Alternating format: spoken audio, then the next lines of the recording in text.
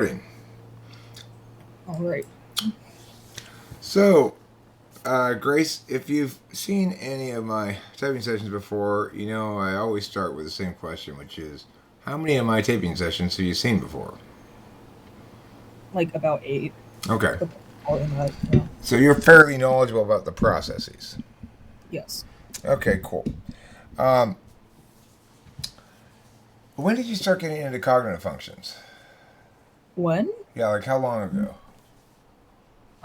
Like it started quarantine, I guess. Hmm, My friend introduced it to me, and I just started researching it on my own. cool. Um, okay, what? How do you define introverted sensing? Sensing? Yeah. Uh, Homeostasis, preserving past ways of doing things. Um, Okay, cool. yeah. If if a friend of yours were to come and tell you that her little brother was having a pinata party and they really needed somebody's assistance to pull the pinata up and down when the children are swinging at it, would you be willing to volunteer for that job? Me? I probably wouldn't be tall enough to, first of all, unless there's a ladder. And Well, I there's don't a rope. You just got okay. you just got to pull the rope up and down. The pinata goes up and down. But the idea is the kid swings to the pinata, and you go, "Whoop! You missed it." You know. No, because the kid might swing at my hand. Okay, fair enough. If you had to have a one of the following two temp jobs for a full day, job number one is you've got to successfully get a troop of 20 kindergartners out from a campground back to the bus, and it's a fairly long walk, I guess. Or the second one is you've got to deal with a succession of customers on the phone, each of whom is complaining about something. Oh, can I bribe the customers who are complaining about things?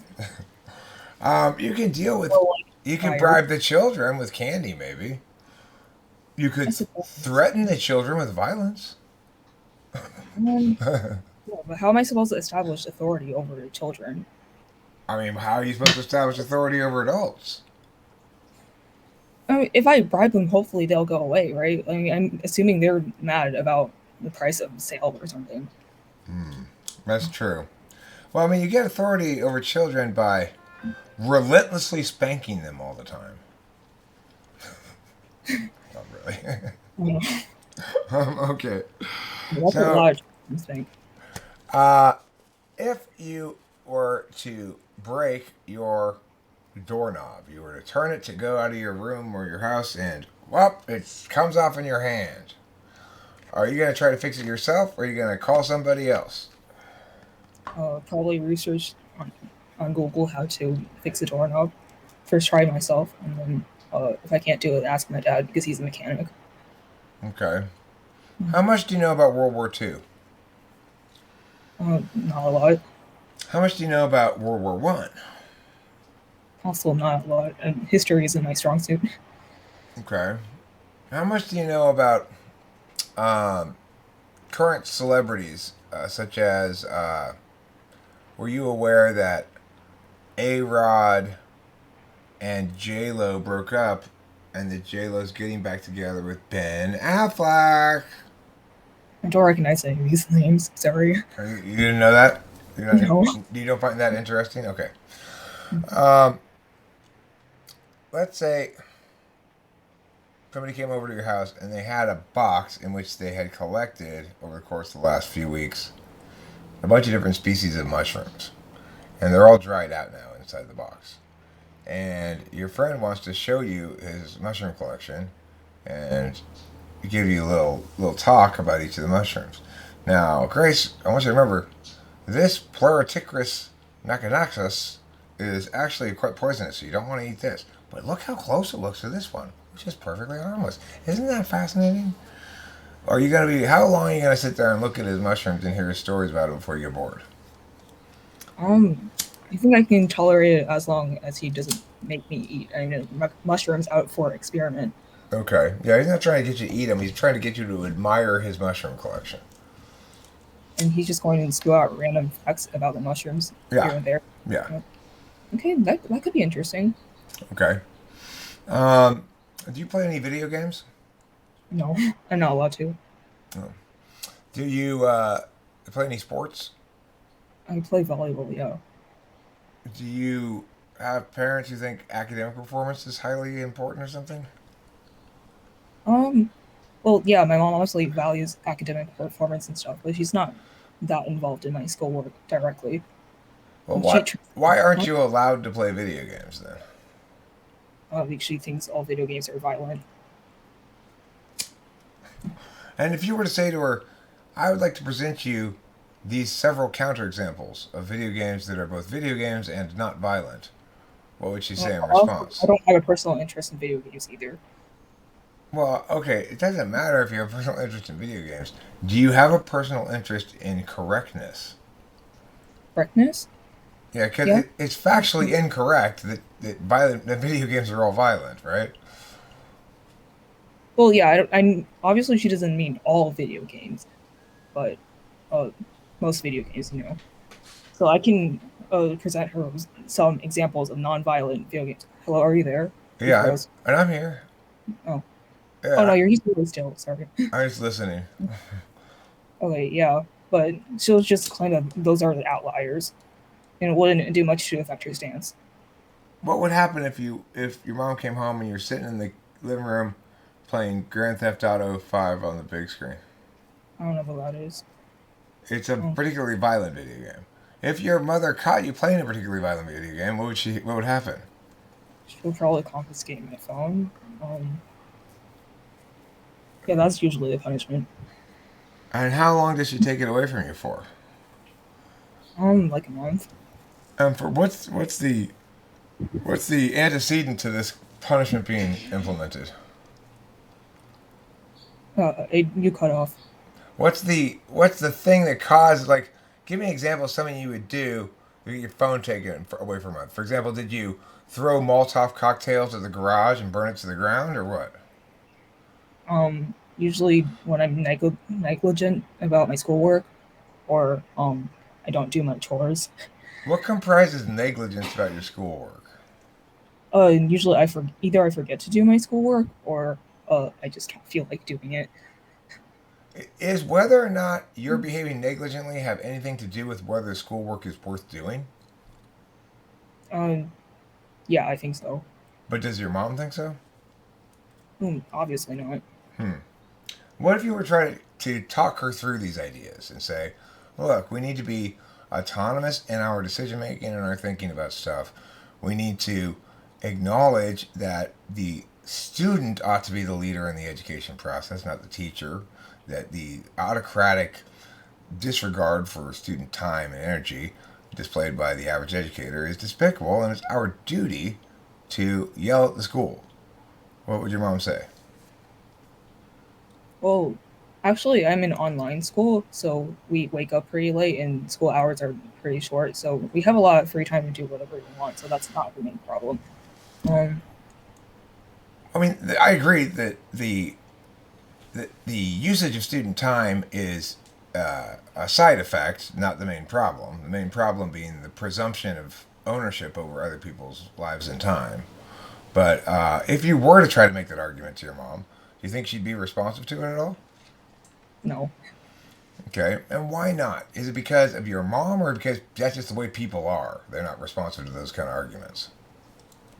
that's because she was brought up to believe that school can only go. You cut off again. No, you cut off.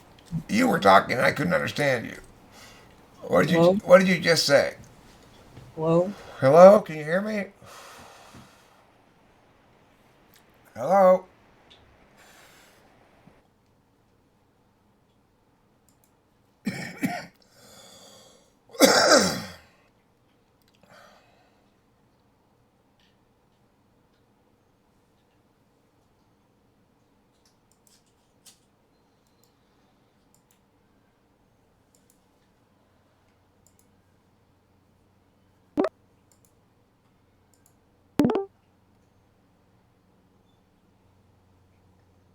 You're muted. Oh, sorry about that. Okay, so I didn't catch all of your last answer. Um, I don't remember the question I asked you though either, so that's fine. uh, okay, if what do you think is if you were presented with the following situation, you're gonna go into you're gonna be reincarnated in another world, right? Uh, Basically the same as this world, but you get a brand new life. But you get bonus points in one of the following areas. Where are you going to take your bonus points? Your choices are you can be more right, in other words, win all the arguments. You can be more graceful, in other words, make all the arguments irrelevant by schmoozing. You can be more effective, that is to say, you get from A to D, but you learn how to skip C. Or you can be more relevant, which is to say, every piece of work you do may be inefficiently done, but once it's complete, its relevance to the piece of work is so significant that the inefficiency it took to make it doesn't matter. So TIFE, NE, and SE? TIFE. The last one was NI. The last one was NI. The third one was I forget what the third one was. Yeah, I forgot the order too. Um, but I'll have to go with the first option. TI. TI, if I'm logically correct, because I don't really want to assert my ethical stance on anything. Okay. Well, if you're logically correct, do you find yourself sometimes frustrated at your either decision not to, inability to, or failure to correct others who were wrong? Or do you just feel like I know I'm right? It doesn't matter if I corrected them because who cares about them?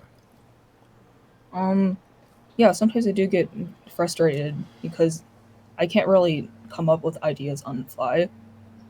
And so my counter arguments might present themselves as really weak. Uh, But maybe I can like nitpick at logical fallacies, but like people usually don't appreciate that. So it doesn't get my point across very effectively. right. So All yeah, right. So, sometimes so go ahead. yeah, so sometimes it really is my inability to eloquently express why that person is wrong because of XYZ and why I'm right because of ABC. Uh, Okay. I Now, don't really want. Yeah, sorry, you go. do you feel that the your limitations in articulating those things makes it harder for you to explain to other people why you're right? Uh, yeah, definitely. Or do you think it makes it harder for you to know whether you're right?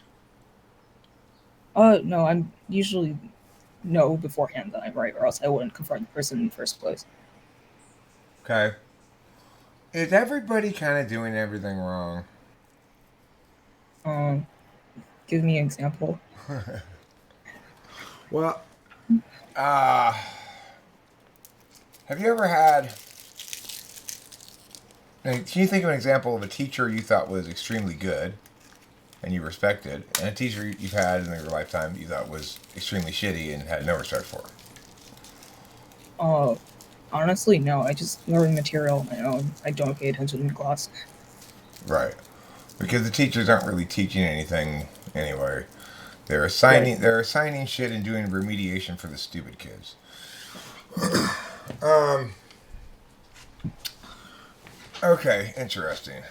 So if you were, let's say you wanted to learn something and wanted to be taught it, do you speak Spanish currently? No. Let's say you had a desperate desire to speak Spanish, and you were gonna, I didn't you were speak Spanish. why? Yeah. Um, Yes. because Mexico invaded the country and took over, and they've eliminated all English speaking signs, and they are now the dominant elite, and they can be quite oppressive to those of us former gringos who don't adopt their Mexican language. So now you have a really pressing need to speak Spanish if you want to fit in with our oppressive overlords. Now, granted, you could try to escape, but they've got a wide, like a 6 mile wide DMZ all around the country. Just landmine to fuck, so it's difficult to get out. Anyway, now given the fact that you have a compelling desire to learn Spanish, and you are trying to figure out what's the best way for me to learn Spanish, are you going to bypass a teacher entirely? Are you going to research who's the best teacher for this? Are you going to know how you want to be taught and find a teacher who teaches that way, or something else? First, do my own research, and then see how I process the information. Uh, establish how I want to be taught, and then find the right teacher for that, in those 4 steps. Have you ever done any competition debate? No, that's too intimidating. I don't think I can uh, keep up with the SE environment of the debate. Like, I'm not good at reacting to adaptability. Yeah, I mean it's pretty obvious what type you are. It's pretty obvious right away. But the Oh, thing wow, is, really? despite that reality, what you're talking about, um, you guys, it's ENTP, INTP, and you guys, and if they stick with it for 4 or 5 years, screw the NTPs. The real beasts. Anyway, let me continue typing you. Let me continue typing you. So, can you tell me about your breakfast this morning? Okay, I know I ate a sandwich, but the contents are unbeknownst to me. And I know I ate either a pear or an apple, but that's it. That's all I can tell you. Okay. Um, do you remember how you acquired those foods? Did a parent give them to you? Did you get them out of the cupboard? Did you make it yourself, or what? I always make breakfast for myself. Okay. Um, do you remember the last time you went out to eat at a restaurant? No, Do you remember? um, Do you remember the last time you went probably out? routine. That's my guess, Do you but remember? I can't tell you the exact month or anything like that. Do you remember the last time you went out with somebody else, either a family member or whatever, for some sort of activity in the world um, that wasn't just like run to the store and get a gallon of milk, but that you went somewhere to do something, to sit down or watch something or take pictures or whatever. Um, 2 years ago, when Two we years ago, yeah, when my family and my closest friend's family went to a cruise ship together. you went to Croatia. Yeah, to a cruise ship together. Oh, a cruise ship. Yeah, so we were obligated to spend a lot of family time there. Where did the Um, cruise ship cruise to? I don't remember. You don't remember? I don't remember. No. Did it go somewhere cold or somewhere warm? Warm? I don't know. I didn't really go outside. You probably didn't go on an Alaska cruise then. Okay. um, I know we had to drive to either Florida or Maine okay. first. Yeah. Yeah. Well, the thing is, you probably would remember the ones that are less memorable would be the ones in the warm weather places. Most cruises go to warm weather places. So if you don't remember seeing like icebergs and shit, then you probably didn't go to Alaska. No. um, okay. Interesting. How many hours of sleep do you need a night? Do I need another? Minimum 7 hours actually. My body demands a lot of sleep. Yeah, mine too. And what happens when you wake up in the morning? You haven't gotten enough sleep. I would go. How do you know? How do you know you haven't gotten enough sleep? What are the physical cues that you look to? Um, Usually I wouldn't be able to focus, and my uh thought process would become super sluggish too. It'll be like trading through fog essentially. Do your limbs feel heavy? Uh, I don't think so. I don't know. What I does I can only tell you when I'm experiencing the sleepiness in the moment. I can't really. what's the physical experience, the physical sensation of excitement? Um, well, I know how it's described in books. How is it described in books? What? Your heart rate races up? It's like happy anxiety. Okay, so what physical realities do you note in yourself when you're looking forward to something? Do you note any of those realities in yourself? No. Okay, what about sadness? What does sadness feel like physically? Um, I'm sad. Uh, Physically? What Yeah. do you mean by physically? Well, you get a lump in your throat when you're about to cry, right? Oh, Or so if what? you're Wait, really crying, if you're really sad, you're like, I can't even complete oh, a sentence because I'm no. crying so much, you know? So there are physical symptoms of emotions. Let me think. Well, usually I just feel dejected, and uh, I try to sleep off my sadness, so I don't dwell on it a lot. I just immediately go and take a nap. Okay, so SI. That's how I deal with sadness too. Is SI. Go take a nap or something. Do you have a non-SI strategy for sadness? Will it also help you sometimes if you're feeling sad to, instead of taking a nap, maybe go to the gym, go jogging, or I don't know, go outside and punch the punching bag? Um, Maybe distract myself with random theories that I see online. Okay. Anything that intellectually stimulates me.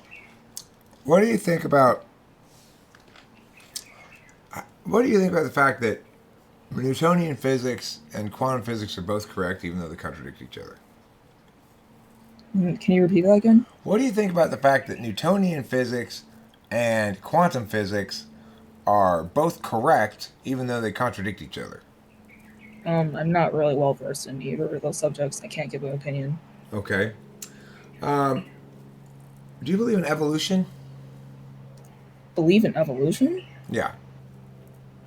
Um, well, we're evolving, so yeah, I mean, that's Okay. obvious. Well, I guess what I should say is this: do you believe that that genetic change within individuals of a species is responsible for creation of new species? Genetics? As far as we know, that is how species are created to be. But it's possible that there are other factors are coming into play that we haven't taken account for yet. Again, Okay. I don't Okay. really know about this subject. I'm sorry. Um, if something is a member of a set, must it also be an attribute of the set? If something is a number of a set, and I forgot what you said for the last part. Must it also be an attribute of the set?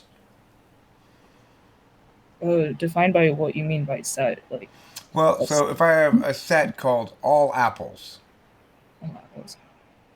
is a member of that set also an attribute of the set? So if I say all red things, the attribute of the set is red. Mm-hmm. Okay? And so if I put this in there, it's good. It counts. It's part of the set. What I'm saying is, to be a member of a set, is that also to be an attribute of a set? To be a member, oh yeah, because you're a part of the set. So I'd say yes. So I'm a member of the set humans. I'm Eric. Is Eric an attribute of being human? Oh, I thought we were only talking about the Apple scenario. Oops. Well, I'm trying to get a universal rule we're talking about here. I'm trying to work towards a universal rule. Well, in that case, no. Okay. Um, what kind of subject matters are you interested in studying and stuff? Um, MBTI, obviously, the cognitive functions, and anything psychology or philosophy related, I guess. What about cognitive functions interests you?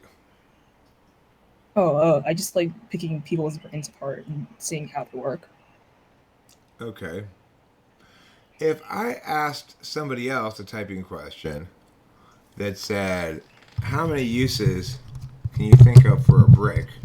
What would you conclude I was testing for? Any, Okay. Um, and let's say they came up with this. Well, you can use it to build a wall. You can use it to to build a support structure for a wall. You could use it to construct a roadway. You could use it to construct a pathway, and you could use it to like make facing on the side of a wall. What would you conclude if those are my 5 answers for how to use a brick? I assume that they're a sensor type because all your answers are just like variations of the original one. Okay. So, if I was to say, without giving me any actual reasons to invade Canada, can you give me multiple different kinds of reasons that one might provide to invade Canada? To evade Canada? Invade Canada. Now, Invade, oh. let me clarify. So, what I'm saying is, why might I go to McDonald's? Well, because I'm hungry, because I'm thirsty, because I love their burgers, because they're cheap, because it's healthy. Okay, so the answer I would be looking for then is not that, but rather, well, the kinds of reasons would be either need based, you need something from there, the food or drink. Uh, Preference based, you prefer that over other alternatives, or um, cost based, it's cheaper, so you can afford it more. And you could come up with other categories of answers. So I'm asking you to do that, though, for reasons to invade Canada. Come up with the categories of answers, not the answers themselves.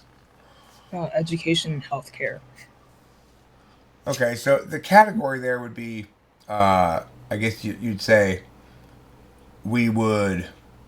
Well, that actually falls under cost because when Be, I said education and healthcare, I meant that because those two things are free, one might feel inclined to go there. I mean, remember, once we take over Canada, remember those things aren't free. Oh, Canada's I keep paying for them, so it's like as soon as we take over Canada, then we have to pay for them. no, sorry, I forgot the original question entirely. That word, Can, why I want to invade Canada, not live in Canada. right? Yeah, okay, and that's a great distinction you just made. Thank you. I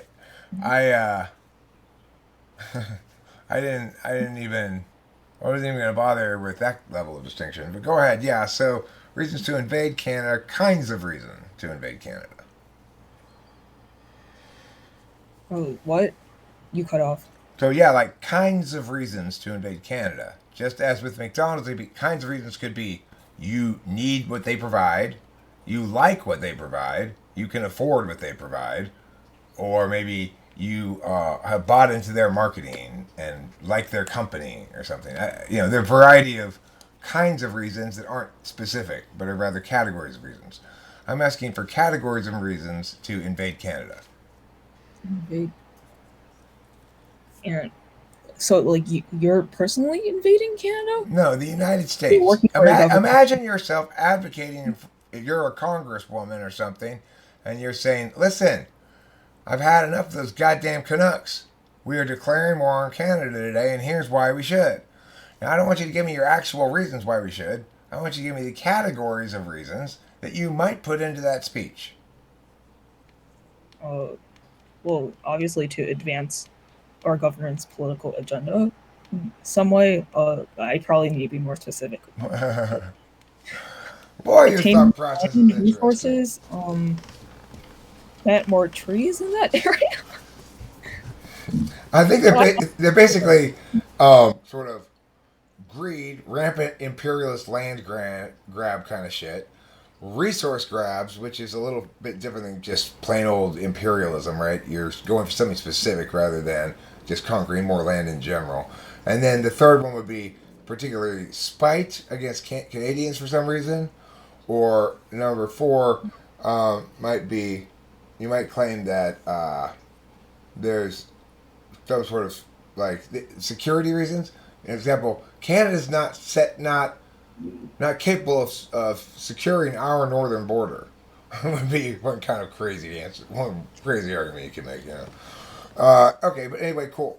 Your thought process is really interesting. It's watching you critique your own uh, answers as not necessarily responsive and or not really what I asked and stuff. That's interesting. It makes me question where I was going. Um, I think I was ISTP. or something of that sort. No, I thought you were an INTJ. But Oh, but no, but what? but now I'm thinking you're probably an INTP. Uh, But and not. I haven't really tested extroverted intuition yet, so Yeah, we'll have to see. I did really poorly on your extroverted intuition test at first. Okay, so let me just keep asking some questions then. Let me ask some NI questions. Uh,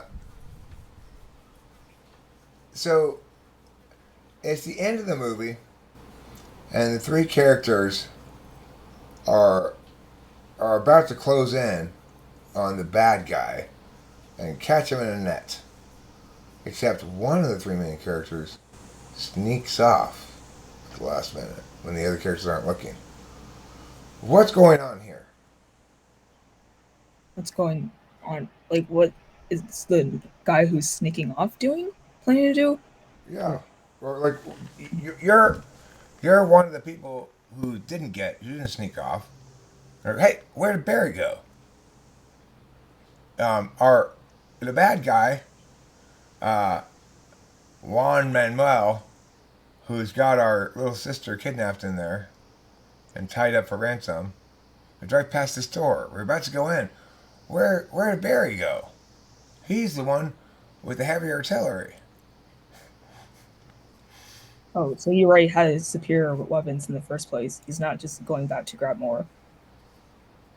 No, he had the heavy guns. You use your arms as well. You got a shotgun, you got a 9 millimeter, and a Desert Eagle, but he had rocket propelled grenade launchers. You probably won't need them since it's just one guy kidnapping your little sister, but you never know. You can never be too well armed. Hmm. Calling for more reinforcement. Uh, plus maybe he's planning to blow us all up.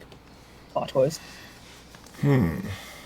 Right. So, what do you think's more likely? You think it's innocent that he disappeared? Or do you think Someone he's grabbing for a knife, actually. Yeah, to cut up the rope where my sister is bound in, right? Is that what you said?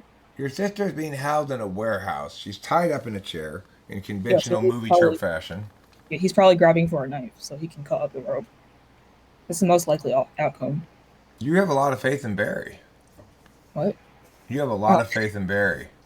oops. Well, I didn't say that he might be planning to blow us all up. I don't know. Hey, what if you knew that Barry was actually your little sister's estranged ex-boyfriend? A strange ex-boyfriend.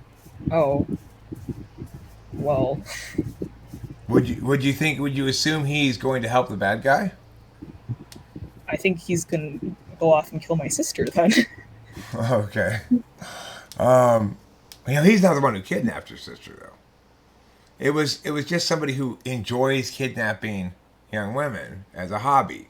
Or just a random kidnapping. And when I enlisted for his help, he voluntarily joined me in my rescue Well, mission. what happened was you called Barry and you said, there's been a kidnapping, but you failed to mention that it was your little sister. And he said, I'll be right there. And then you drive to the place, and then it comes out, okay, we've got to go in there and get Kaylee. Okay, what, Kaylee? You mean your sister Kaylee? And you're like, yeah, she's the one who got kidnapped. And Based on that response, I think he's either going back to the bad guys or uh, or just ditching you, or just ditching you. that or going off to finish the job himself. Hmm.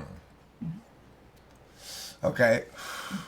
What kind of music do you listen to, if any? What? Tell me about your music listening habits. Music listening? Oh, well, I just listen to lofi music usually. And if I'm exercising, To what kind of music usually? lofi. Lofi? Lofi studying music. Yes. Oh, lo-fi. Oh, A lo-fi beats to study to. Yeah, of course. That's funny. um, That's a sure sign you learned a word by reading it when you mispronounce it like that. also, I guess the occasional pop music, because my mom always plays it on the radio. I can't escape it. Can you think of any pop song or whatever that I might recognize that you like that stands out to you as particularly good? Anything from Olivia Rodrigo, actually. From who? Olivia Rodrigo. Olivia Roger Yo? Rodrigo. I don't know if I'm pronouncing her last name right either. Oh. Olivia Rogero, probably. But I've never heard of her. Do you know who this person is? Olivia Rogero? I don't know. I've never heard of her. Oh. Wait, maybe Rachel No, has. no, no, no. Can you give me another possible person I've heard of that's regular? Taylor Swift. Toby Swift. Have you, Taylor Swift. Taylor Swift. Okay, yeah, I know Taylor Swift well. Is my enunciation not clear, or is it Your, audio issue? your audio, I suspect the issue is that you are using the built-in mic on your laptop. Yeah, that's what I'm doing. Okay, so that's what the audio issue is. It's a shitty mic, and it sometimes your words get muddled. So that's just nothing that can be done about it. I I mumble a lot, so that could be it. Really. Um, How do you? It wasn't always COVID. Talk to me about school before COVID. I don't remember. I just kind of flowed by and did whatever was assigned to me because I had to. That's it. Did you socialize a lot at school? No, all my friends are online or from different schools, I see. Um, and I slept during lunchtime. did you did you ever think about perhaps not going to school? Not going to school. Oh, well, I fantasized about that idea at first, but obviously I'm not going to actually go out and do it, or else my mom will whoop my ass. But I have skipped several classes online But before. I mean, if you were to explain to your mother that school is contraindicative of success and intelligence, would then she, if you could convince her She of won't that? budge. She won't budge. No, I don't have faith that I can change her mind. And is it because she thinks she wants you to go to college or something? Yeah. Do you want to go to college? Yeah. Well, uh, I'd like. I probably want to take a gap year, but like, if I do, I don't know if I want to go back. So So the things you told me you're interested in learning about are psychology, philosophy, and logic puzzles. logic, puzzle stuff like that. So I mean, you don't need anybody to teach you that stuff, right? No, but I'm planning on becoming a software engineer, and although you can become one without a college degree, I don't think that'll be feasible. I see. So even though it's clear to you what you'd actually like to learn for reasons that are meaningful to you, you've Mhm. chosen to learn something else. So you mean software engineering? Yeah. I'm interested in that just because it's very TI heavy. I mean, what kind of software do you want to engineer? What kind of software? Like, listen, I'm kind of interested in coding myself in the following sense. I have a vision for a site that has a parametric search and a database of debate cards that organizes them according to my taxonomy of debate argumentation and tries to turn debate into a strategy card game, which is directly turn based and doesn't involve any talking. So anyway, I've got this idea, but I can't code it myself. So I think I sure would like to learn how to code stuff so I could make my thing that I want to make. Why do you want to code? Because it seems interesting, and I'll just be solving problems off of pure logic. And there's always going to be a correct or incorrect answer. And if I make a mishap in my problem solving process, the computer will tell me like where I made the error. Right. So it's not like math where I go and check back on my work and I skim over it and I still might miss my mistake. Um, a lot of programming now is, I guess you'd call it modal, where you basically somebody else has written some code for Mya, and you plug that in, and then somebody else has written some code for Mya, and you find a way to connect those two things. It's a lot like that nowadays, I guess. And probably increasingly get more and more like that, where the things people want to code, the building blocks of them have been coded. So in some sense, it might make it more fun, as you can just sort of code the new stuff. But I don't know. I'm too old to learn that skill. So I hope you do learn it. And when you do learn it and you decide, I want to spend some time on a fun vanity project on spec, well, then you can come work on my website for me. Oh, okay, it'll be a pleasure. um, okay, cool. So, what kind of novels do you like to read, if any? Novels? Yeah, surely you've been assigned some in school. Probably coming of age. Nothing like very fantasy heavy because I don't like reading through fight scenes. They bore me. Do you watch anime? No, I don't know how to access it for free. Well, you can access it for free on Crunchyroll. It I just got can ads. probably. Well, I know that I could probably find ways to access it for free if I simply ask my friend or research, but I've just never been into it myself You're just because not that into it, I or already what? have YouTube and I don't really care. So, do you mostly watch informative videos on YouTube? Yeah, informative. Okay. Um, have you ever watched any of my live I just streams? process the information passively. It's like when I'm listening to information, I'm just fully indulging in my TI, trying to understand it in Okay. it entirely without like having my own ideas of what this information might mean or stuff like that. Okay. So, like, So the thing I'm is, just you're a very black intuitive about cognitive functions. So, based on what you just told me, what are you basically telling me you are? Probably. ISTP because I don't Right. have any. Yeah. Correct. Right. So, but see, the thing that's impressive is every time I've even asked questions, you translate it into what I'm trying to do before you answer it. So that's not common. Most people can't do that. Most people don't have that clear of a grasp of what I'm doing, even if they've watched a bunch of stuff. Now, some people do, but so that's interesting. But let me.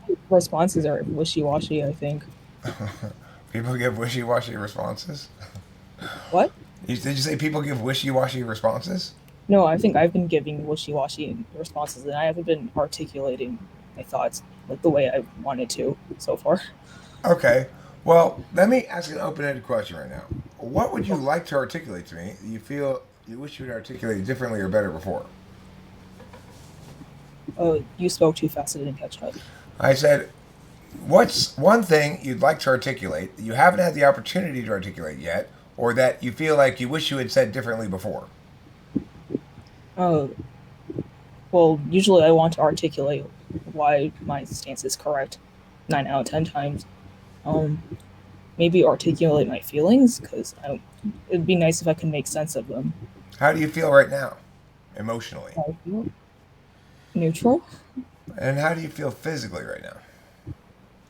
My back hurts, but it's been hurting all week. Okay. Are you sitting at your desk? Desk, yeah. Can I look at your desk? No, thank you. Really messy. You don't want to look at it. Okay, how many empty cans or bottles are there on or near your desk? Empty too. That's not too bad. That's not too bad.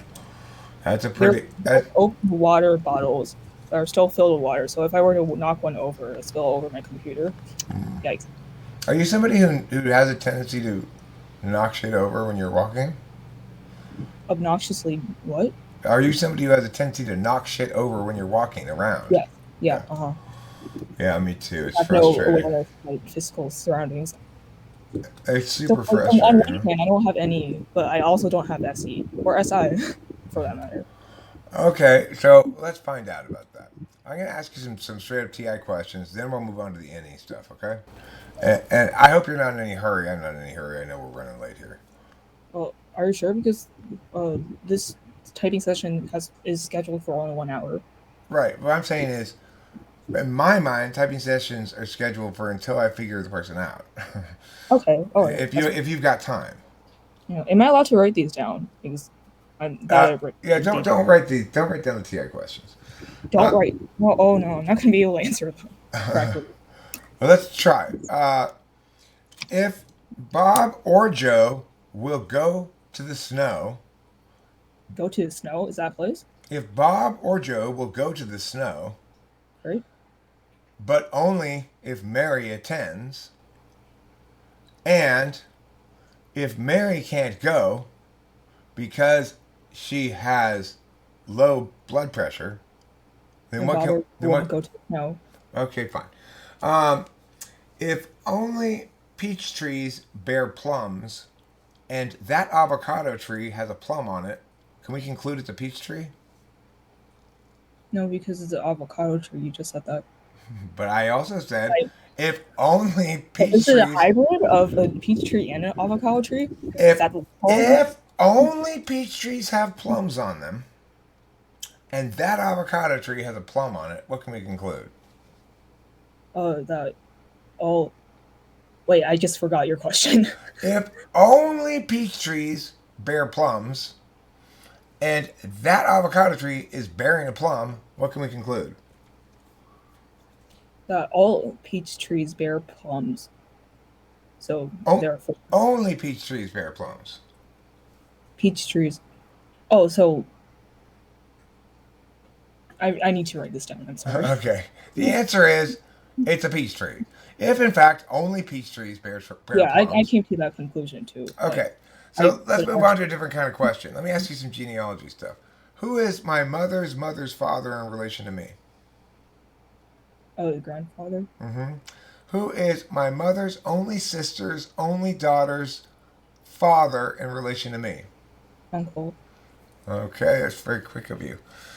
Let me try a longer one. Who is my mother's mother's husband's only son in law's only daughter's brother's mother? And she's gone again, disappeared like when. I will repeat the question. Who is my mother's husband's only son in law's only daughter's only brother's mother in relation to I me? lost track already. All right, I'll say it one more time. Who is my mother's husband's only son in law, Dad. Okay. daughter's brother's mother? Mom. Mom, right? Okay. Your TI is quite good. It's definitely possibly first slot or second slot. That's very much consistent with first second slot. So, You thought I was a TE user at first with your assumption that was INTJ. well, I mean that's why fortunately I use TI as a way of determining things rather than NI. My NI said you have the affect of an INTJ, but I don't type people on affect. So my initial guess is wrong at least as often as it is right. Okay, but you said it was really obvious, so you seemed very confident in your assertion that was INTJ at first. Well, true, but I hadn't done any actual testing of skills. I had Yeah, just that's done testing of affect. So, exactly. So that's why I was skeptical. all right. So now let's do some NE tests. Oh no. I've I've dropped my cell phone down a storm drain grading, and What's that? it's it's like in the gutter. The water goes down the gutter, Oh, and yeah, I then you know. see this hole in the side where it goes down Oh, underneath so you there. lost it. I don't think you can retrieve it again. That's the end of the story. Okay, well you can see it. You can see it, but you can't reach it with your arm. It's down there out of reach. You can't fit in the hole. How are you gonna get it out? Ask somebody with longer limbs to go get it. Maybe, what are But those that's things that's called? a good answer. What are those things called? Um, you know those really sticky, slappy things? I think so. You mean like those? Yeah, yeah. Yeah, you can get one of those. What about chewing gum on the end of a stick? What stick? You have Huh? to find a stick. Stick? Well, yeah, but it's not like you can move it up the drain, right? I already thought of like getting a rope or stick, but Well, I just the was like, point is, you reached as far as you could. Because of your body size, you can't get at far enough. So I'm just thinking maybe if you found a stick, chewed some gum, put the gum on the end of the stick. wait, the phone hasn't landed straight down, like underneath you? That You was know, my look, assumption. the way storm drains work is it there's a gutter that goes like this, right? Yeah. Just a little bit underneath the street, the storm drain goes like this, right alongside the gutter. Mhm. So it's not a hole down to the middle of the earth or something. It Oh, that's what I it's thought. just another gutter, a layer below the ground, I that see. to get the water I'm off of the not street. knowledgeable about these sensory stuff. Okay, well, in this instance, fortunately, it's not raining, so there's no water down there. But your phone is out of reach, and now you've got several things that are off of your option list. You cannot ask someone with long limbs to help you. You cannot use a stick with gum on the end of it, and you can't use one of those slappy things. Now come up with another way to get that thing out of there. Either way. Well, I have to use the object that I'll use to prod the phone back to me. Obviously has to be long and preferably sticky at the end. I can't really think of other long and sticky stuff. Okay, well, can you think of a way that doesn't involve you using a long Road? object? Can you think of a way that doesn't involve you using a long object to get it? Let me think. Well, you know those toy helicopters that have arms attached to it? Yeah. I like your thinking. It's better than my thinking. My thinking was, well, just punch a hole in the sidewalk from on top. What? Oh, uh, I would never come up to with that solution. or train a cat to go get it.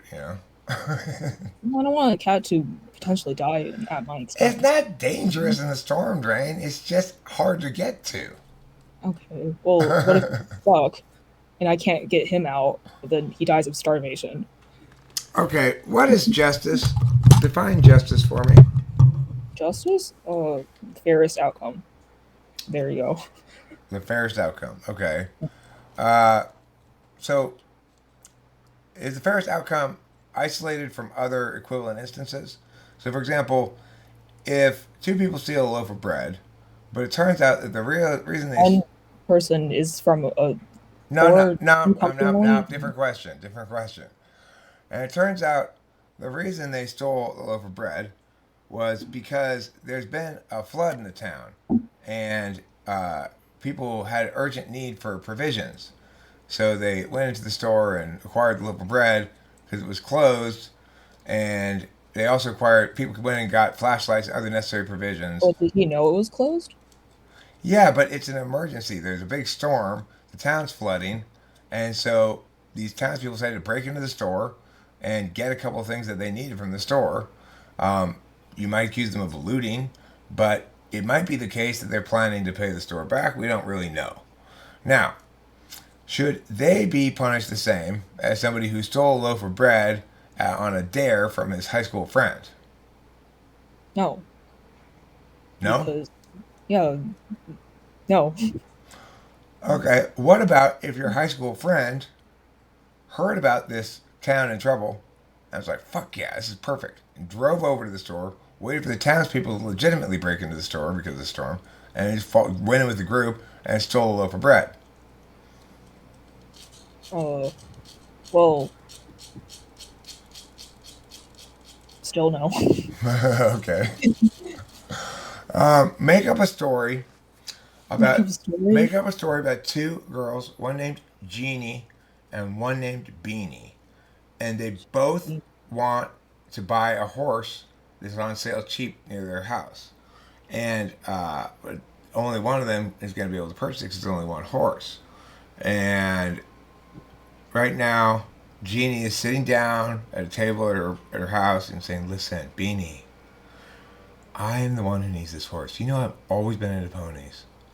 And my mom said we could get it. And I know you have the money saved up, but please, just this is not your horse." Now you take up the story from there. Uh, Genie doesn't listen to Genie's plea. Uh, so Genie gets angry, kills Beanie, and then acquires a horse. Then Okay, I'm gonna give you the first part of a joke, and I want you to come up with as many punchlines as you can for it. Okay? lines. What do you mean by punchline? Those that have to rhyme? No, like I'll give you an example. You think this is cold? Why, one time I was in Mammoth And it was so cold that, and then you have to, like, one punchline would be so cold that uh, I covered myself with I ice got cubes to stay warm. You know, it doesn't have to be good oh, jokes, right? Just okay. Well, my first answer was I was so cold that I got frostbite, but that's not really a joke. Um, that's not. I lost a finger. That's also not a joke. No. Oh, It was can't. so cold that they were storing salamis inside of my belly What? Why do you have salamis inside of your because it belly? was so cold. That's where it was just as easy to refrigerate them inside of me as it was anywhere Wait, so else. like you threw the salamis up because they were stored inside of your belly in the first place? It was so cold that the frozen peas industry just threw their entire stock outside. Fuck it. We don't I need don't these really refrigerated understand. But you trucks like anymore. the wind blow upwards for you to be able to regurgitate the food that you had in your stomach? Well, Like, yes, it what was obviously the doesn't make sense, Grace, that no matter how cold it is, that it would be cold inside of me, and that you could use me as a refrigerator to store meats. You are oh, correct. That doesn't make any sense. That's what makes it a joke. oh, I'm not good. Okay. Um, which is the better punchline? I'm going to give you two punchlines to a joke, and you tell me which is the One is better one. better. Okay? So, why did the chicken cross the road? Now, here are your two possible punchlines. Punchline one, because the light turned green and it was his time turn to go. Uh, Punchline Red two, pen humor. because um, because a new Jamba Juice was opening across the street, and Uh, she likes Job. Jamba Juice. I think you mumbled the last part. The second one would be because a new Jamba Juice opened across the Oh, street. Java juice. Jamba Juice, yeah. I thought you said rejubilated or something. Java juice. Is that a store brand? I've never heard of that. You've never heard of Jamba Juice? No, It's like they make fruit smoothies. no, I don't. Fruits, just fruit smoothies that you can just Yeah, blend up it's like on a your own. store that makes nothing but fruit smoothies.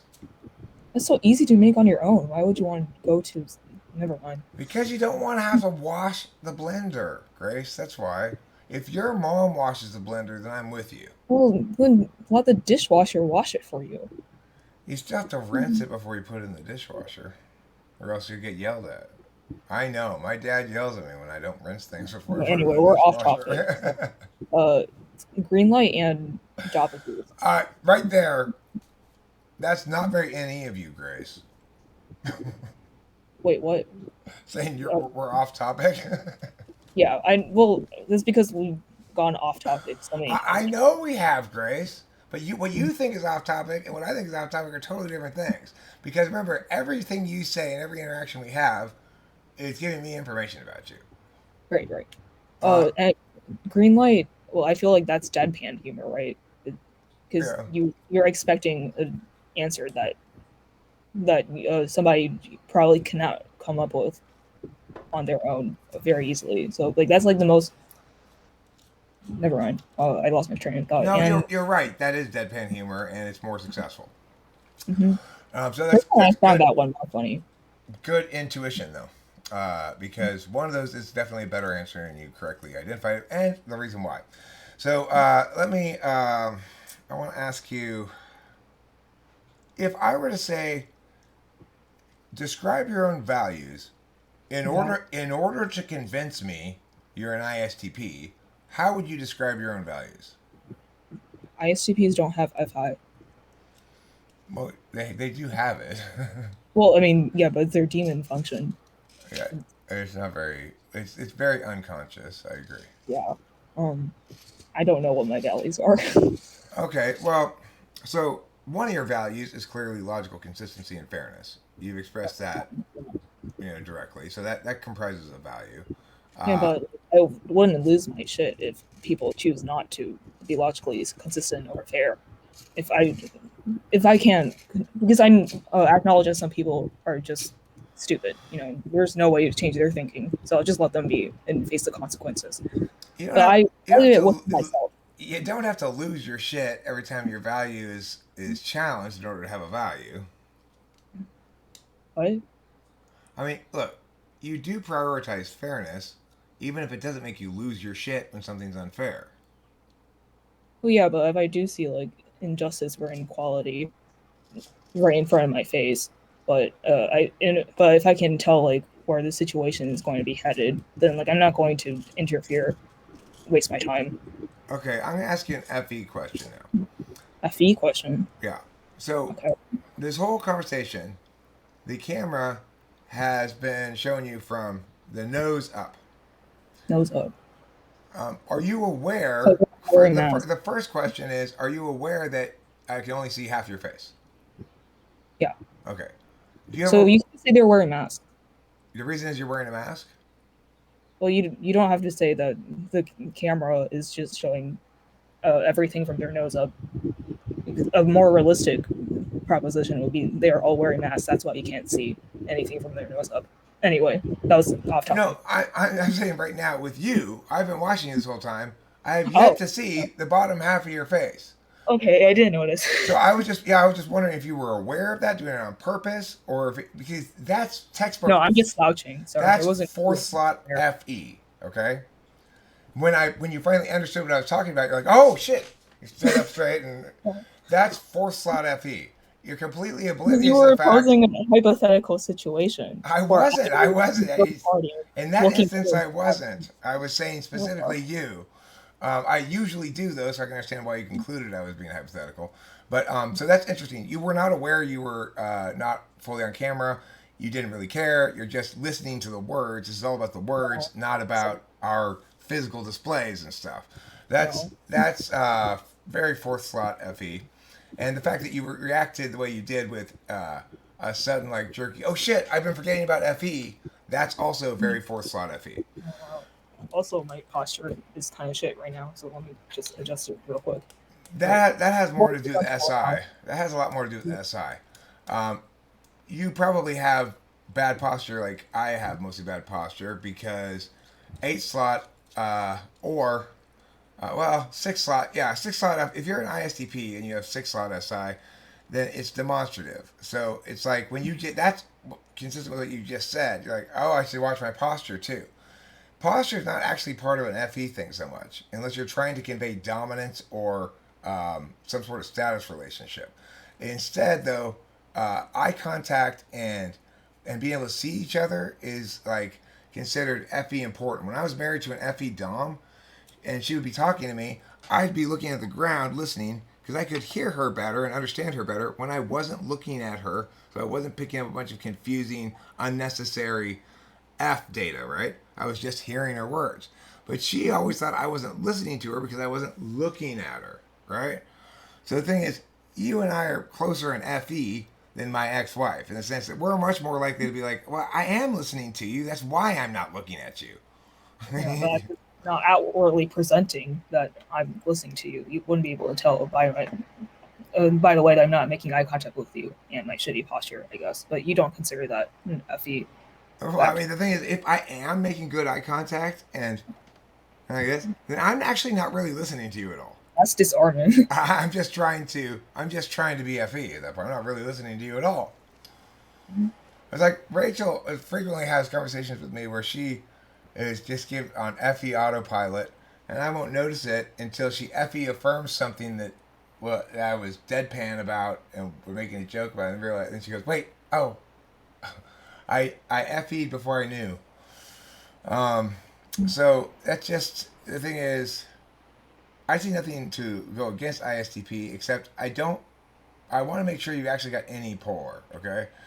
Because I haven't tested that enough. So can you come up with words that rhyme with uh,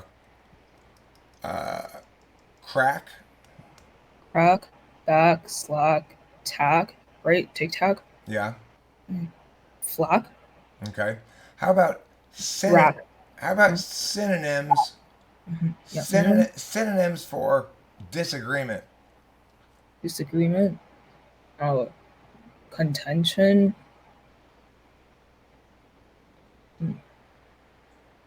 Uh, can I Google? No.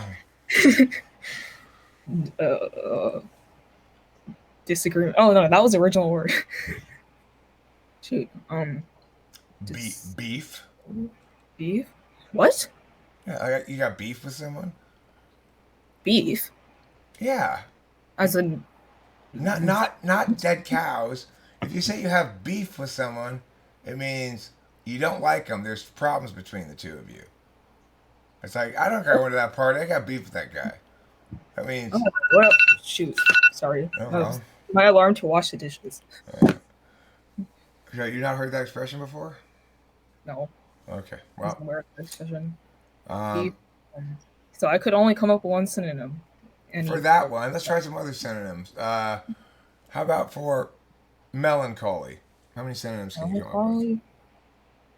melancholy? Sad, maybe nostalgic, sentimental, melancholy, depressed, upset. Shoot, melancholy, reminiscent, maybe that ties in with nostalgia, Mm-hmm. sentimentality, but not really with melancholiness. Okay, I don't think I have so more. that stuff you're doing right there is not really ISTP stuff. ISTPs are very smart and have no problem understanding everything. But what you're doing right there is parsing out with expert intuition the legitimacy of your answers as synonyms, so, which is not. It is just very intuitive behavior rather than sensory. Let me ask you some more innate questions.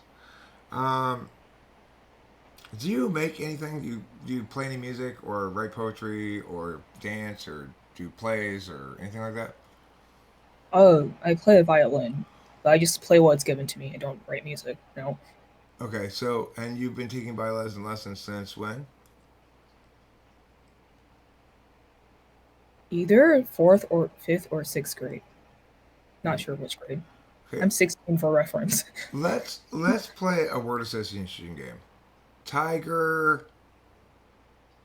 Oh, word association. Tiger, cat, stripes. Wrong. The answer is mom. Mom? Tiger mom. Oh, Do you like playing the violin? no. Do you still play it? I only play it because my school offers GT Orchestra, which is basically a AP class. I get 4.0 credit. And the other option is other language arts, which I'm not good at. So, What if you were to compose a violin part for yourself that goes with the song you're supposed to be playing, but is different than the song you're supposed to be playing? Have you thought about doing that? So, no. so let's say you're supposed to be playing. Like, what kind of songs do you play in the orchestra? Like classical music, Class, yeah. Occasional pop song too. like Beethoven's Fifth or something. Yeah, You that know? stuff. So all you need to do is whatever the violin part of it is, you can basically just go up or up a minor third, and then it'll work more or less. You're gonna have to change a occasional note, and then you can play your own thing on while also playing violin the way they want you to. Oh, That doesn't sound interesting to you. no, because I don't care for playing the violin. And so the only reason you're playing the violin and have for 4.0 credit, yeah, that's it. and you've been playing it for 7 years now, Yeah, but I don't practice regularly, so so that you can get a symbol of competency, namely 4.0 credit, which you're going to use to do what? get into college. Where you will get another symbol of Scholarship for music, no. competency. And then when you're out of college, then you'll actually, for the first time in your life, do real work instead of Yeah. just practicing and pretending. Won't that be nice? When you Well, have, I don't hide the fact that I don't like violin. My mom knows that. I've been adamantly expressing my dislike for violin since fourth/fifth/fifth sixth grade. well, But my may I suggest that expressing your dislike doesn't seem to get through to her because she doesn't respect what you like. Why don't you express more directly how much harm she's doing and how it represents bad parenting on I her don't part. mind that much because I want to stick to it because of the 4.0 credit. I think it's too late now to switch But don't hobbies. you want to win the argument? What? But don't you want to win the argument? Wait, what's the argument in the first place? I'm consenting to this. I know you are, right? You are consenting. Yeah, I have no desire to, I don't know, play trombone or something. Well, just because I don't like playing violin doesn't mean I don't tolerate it per se. But it Like, does mean you should never have been forced to play it in the first place. oh, that. Well, I mean, I was a kid. I, it, it makes sense for my parents to assume what's best for me because kids don't really have opinions. I mean, I raised a child, and she was very clear to me on what she wanted to do and what she didn't want to do, and what she liked and what she didn't like. And the idea that somehow good comes from forcing people to do shit they don't want to do is completely insane. Oh wait, I need to charge my computer. Also, die. All right. So, okay, I'm having trouble buying this ISTP thing. I think you're an INTP, but INTJ? I Are you mean, sure? you might be an ISTP, but I have not I seen might. any polar. I see you shit. Okay, that's what every ISTP and every ISFP says, and that is probably my fault for badly describing SE. But probably part of the reason why I badly describe it is because I have the least conscious understanding of extroverted sensing of all the functions. I feel like I understand introverted feeling better than extroverted sensing. I think that's true for everybody with the eighth slot functions. So that would mean for you, you would feel as though you understand FI least well. For me, I feel like I understand SE least well. So the fact that my descriptions of extroverted sensing as being an execution function, getting shit done, pulling the trigger, um, Could be TE. that could be more TE. I'm not sure, but what I am sure of is that every ISFP and every ISTP I test says the same thing. Yeah, I identify with it, except I just don't think I got hardly anywhere close to that much SE. Well, yeah, I really resonate with SE Polar because I'm always dazing off. I run into the wall at least like twice a week. Um, there's a 50% chance I'll drop whatever object I'm holding. And I'm never engaged in the present moment because my mind is off thinking about other things or uh complaining about how this present moment isn't living up to my expectations. Yeah, either that. If I asked you to memorize a song, how long would it take you to memorize it? Uh, well, I mean, do I get a grade at the end? Yes, Grace. Why Yes. why am I memorizing this song in the first place? To get a grade, to get To get a grade? An A plus. Well, That's the okay, well, best kind of A. I just want to get the assignment done, so as long as it takes me, that's a vague answer. If I try hard enough, maybe like 3 times over. Okay. Um, how do you do with writing assignments? Do you have a? Assignments. I'm gonna ask more specifically. For you, is it more of a challenge to get to the required length, or is it more of a challenge to cut it down to the required length? It depends. If I'm writing about a book, then probably the latter.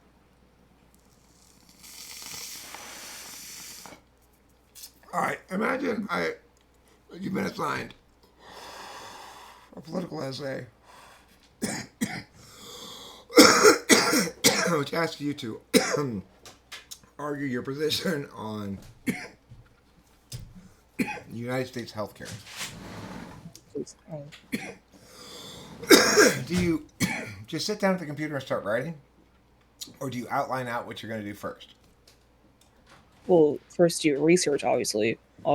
See what points I agree with or not agree with, and then kind of word vomit on there and explain in the detail why I don't agree or slash why I agree slash disagree with these points. Then try to make it all a cohesive whole. Yeah, that's my essay writing process, I guess. Now, is word vomiting part an easy part of that process for you, or a difficult part? I have like ideas in mind, but I just don't know how to articulate them on paper in concise fashion. So Yeah. you tend to go into too many tangents, or what? Uh, well, it's like the thoughts are marinating in my head, so I can't really bring them out into my conscious mind. That sounds like NI, doesn't it? Not necessarily. Look, I've got They're just not developed enough. Yeah, that's a problem. I've got all kinds of stuff that never actually gets out of my head. It's just ideational stuff. Sometimes I accidentally let something out too soon, and then I'm embarrassed. But the thing is, okay. So it sounds to me. Okay, so let's try this. Let's say we found a guy who had been frozen in a block of ice for 70 years, 100 years, let's say. So 1920, they got frozen in a block of ice. It's now 2020. They're unfrozen, and you've got to explain um, how uh, nowadays nations try to come up with an excuse to go to use violence and war, that it's not good enough to just say, well, I want to conquer that place like it used to be. You want to explain how it changed so that in the old days, there were countries that said, well, why are you invading that place? Well, because we want to conquer them, obviously, and make them our colony.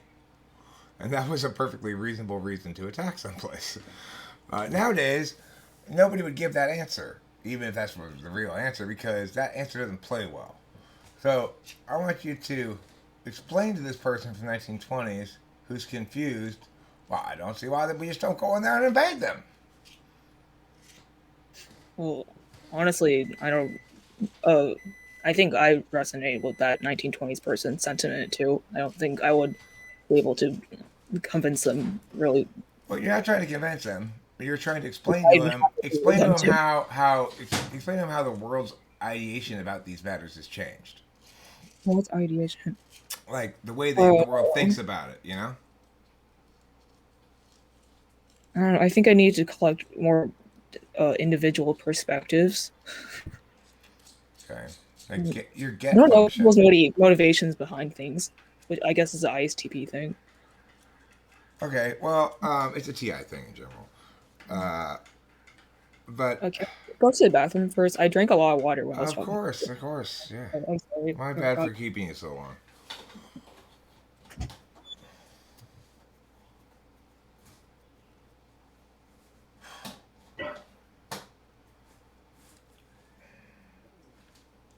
Minors are subject to so much oppression. It's insane. It's like the way society treats children is. I mean, not that she's a child, she's 16 or whatever, but the point is, where, where's her autonomy, for Christ's sakes, you know? God, when do parents think it's a good idea to try to force their kids to conform to their notions of success? I don't know where that came from. Oh, yeah. But they can nevertheless be incredibly delightful people. I love Jeff's mom. I love Jeff's dad. Yeah, I I know. love Jeff and Chloe. And yet they're all on the same team about this Right. bullshit, ultimately. I It's know. weird. It's like, I sometimes feel Well, like the the thing is only that adult in the world. at some point, I Hi. school became. Yeah, I know. We're just lamenting the state of American education and how kids have to do shit they don't want to do all I the thought time. you were talking to a live chat at first. No, I'm talking to Rachel. I freaked out. No, we're not live. I'm just talking to Rachel. Um, okay, so whenever I ask you to demonstrate expert intuition, you tend to go to your dominant function and tell me, well, I need to get more information. Yeah. That's the textbook answer for any TI or FI dom is get more information. The textbook answer for NE or SI dom is I'll learn by doing. I'll figure it out as I'm doing it on the Yeah. fly. The textbook response to the NI and SI types is, well, I need to know meow. So unlike I need to get more information, it's I need to know meow and meow. And then with the last one, which is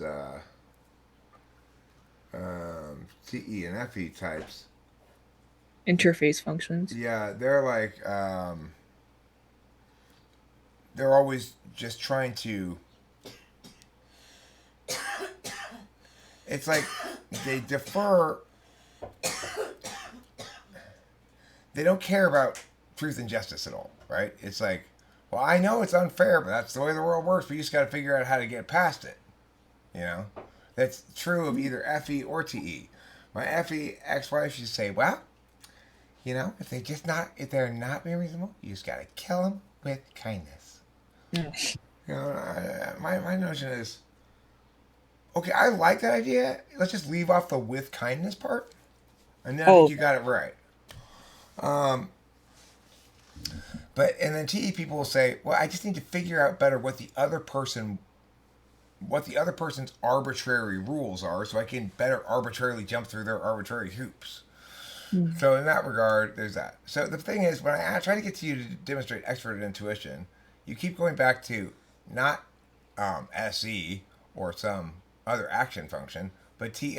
Well, I need to get more information. So you don't know what my auxiliary function is. Tool. I still don't know for sure. I don't have verification that you're an INTP. I'm decreasingly thinking you're ISTP, but let me see. How many different ways can you think of to make your grass shorter? Grass shorter. Yeah, like your front yard, backyard. Effective ways? They don't have to be The effective. only No, effective ways I know of as of they now. don't need to be effective. Or they don't need to be efficient. They need to be effective. Remember, you're just trying to get the grass shorter. Doesn't necessarily mean all the grass. You're shortening grass is your task, not mowing the lawn. Hmm. Okay, well, obviously you can use a lawnmower. Uh, snip each individual blade of grass with scissors. Yeah, that's a good way to do it. Yeah, do the same with the knife, I suppose. Mm-hmm. Let's see. Um, chainsaw. Chainsaw might work, sure. Yeah, what about non-severing tool Yeah, approaches? I'm trying to think. Um, suctioning grass, but then that'll just be pulling the grass out of its roots. It wouldn't be. Well, wait, let's not nix this idea yet, because I'm envisioning an amount of suction that would be enough to rip the blade in half, but not uproot it. Yeah, that was my thought process too, but I don't know if that's possible. I think it is. Okay. Hmm. Yeah, I don't know. Come on, other non snipping tool, um, and also non now vacuuming tool solutions to getting grass shorter. Twirling it excessively until the uh Twirling it, how like that, right? Like your hair. Okay, that's a good yeah, way to do it. Yeah, that would work. Anything else?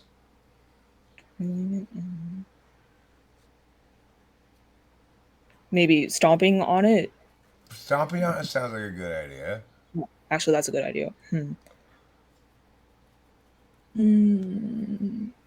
You could hire a Cutting sheep. glass. Well, okay, that's under a category of severing it. So, What? Hiring a sheep? oh no, I said cutting it with glass. Oh, hiring a sheep. Even though the sheep is severing it with its teeth, I think that counts as a different category. What do Oh, you? but I thought you said you. How can you yourself cut the grass? So like, I myself am responsible for the grass cutting by because I myself hired the sheep. I have the receipt right here. Receipt right here. I rented a sheep from. I should have thought. Think I should have come up with that solution. Sorry. Sheep rentals are us. You know that famous sheep rental store. Um, the fact that you think that you should have come up with that is also not ISTP. You are an INTP. No, I don't think my Annie's that developed. Okay, so this is what you told me. We're both in agreement. Clearly, you're TI dumb, and you told me you just don't see any. Maybe FI Dom, right? Grace, which would you drown first, a kitten or a puppy? A kitten or a puppy? Yeah. Okay, well, probably the puppy. I'm not gonna use my own hands to strangle them to death in the water.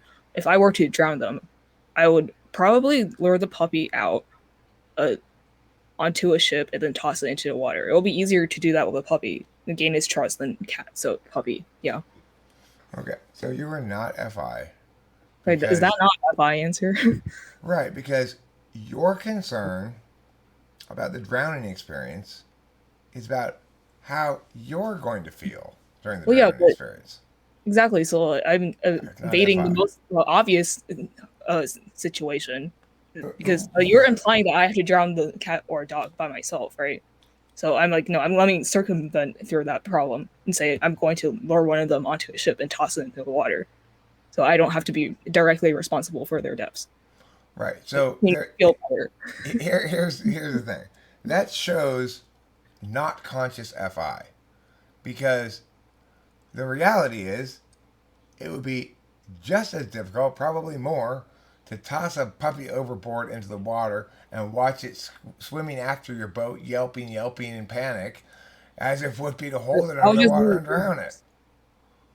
if I were earmuffs, then I wouldn't be able to hear it, right? Okay, again, that's not indicative of FI. Wearing earmuffs doesn't make the reality change, and your FI knows it, and you will feel it regardless. It's just because we live in these hypothetical worlds of not FI that we think these questions are necessarily hypothetical questions. We don't really put ourselves in a situation and realize we're going to feel terrible no matter how we drown the thing. Like I like Mackenzie's answer, the puppy because it'll struggle less. That makes sense, but again, you're focusing on your Right, will it though? experience. How do you know that the puppy will struggle less? Well, it doesn't matter if the puppy will struggle less or not. That answer, regardless of whether he's right about the struggling, the answer is reflective of the fact that his perspective is on how the experience of doing it is going to be for him. Now, if he really cared with FI, he'd be concerned about how to execute one of these things that's the least painful for the animal or the least In the least traumatic, inhumane, the least least inhumane. inhumane, Right. humane way. Yeah. So bipolar people like me say Oh, the puppy because it'll struggle less, and I don't want to have to deal with a struggling puppy getting scratched and shit. so I'm not concerned about the puppy slash cat's well being while they're drowning, or so like how I'll feel about it as a Right? consequence. Or you like if you an FI answer might say, okay, I'm going to choose the puppy because I know they have less capacity to hold their breath and is going to die faster. Additionally, I'm going to strangle the puppy while I'm drowning it to make sure it dies even faster than that. And if possible, if circumstances allows it, I will probably bash it on the head with a heavy rock first so that it suffers as little as possible. Well, actually, I think like can I just like kick it down a precipice so it just dies on impact? And that will be the fastest and quickest, and I guess most humane death. But then it wouldn't drown, right? So like technically, Well, I mean, the most humane death of all would be to make love to your dog until it dies. But, that could take a have while. sex with it. Well, I make love to my cat all the time, but I don't have any sex with it. Okay, I was just making sure it didn't mean bestiality. It's like the cat comes right here and she lays right on my chest and I pet her and she pushes her face against mine. That's making love. It doesn't require any sexuality. That's real love where you're just like, oh my god, my kitty's so wonderful. And then you stab it. No, you don't stab it. That is not an FI joke. So we established that I have definitely have FI polar, not polar demon. Backslot. Yeah, you're a TI Dom. And you're also an INTP and you're not an ISTP. This conversation is not the conversation I have with ISTPs. But before we just lock that in place, I want you to now to have the floor. I'm going to try not to interrupt and talk very much here. And I want you to just sort of express all your thoughts that you can remember coming into this session, things that you might wish you had talked about during the thing that I didn't give you a chance to because I cut you off and you're an introvert and so you back off or whatever. Just you have the floor and yammer at me whatever you want for however long. Well, I mean, you've already decided on my type, so I'm satisfied. Great. I have not. That's the point. Is You I'm have saying not. I'm saying it certainly seems that way, but I don't want to rush to judgment. That's why I'm saying have the floor and talk at me for a bit. Let me see if there's anything else that stands out as Wait, possibly so what was the original topic again?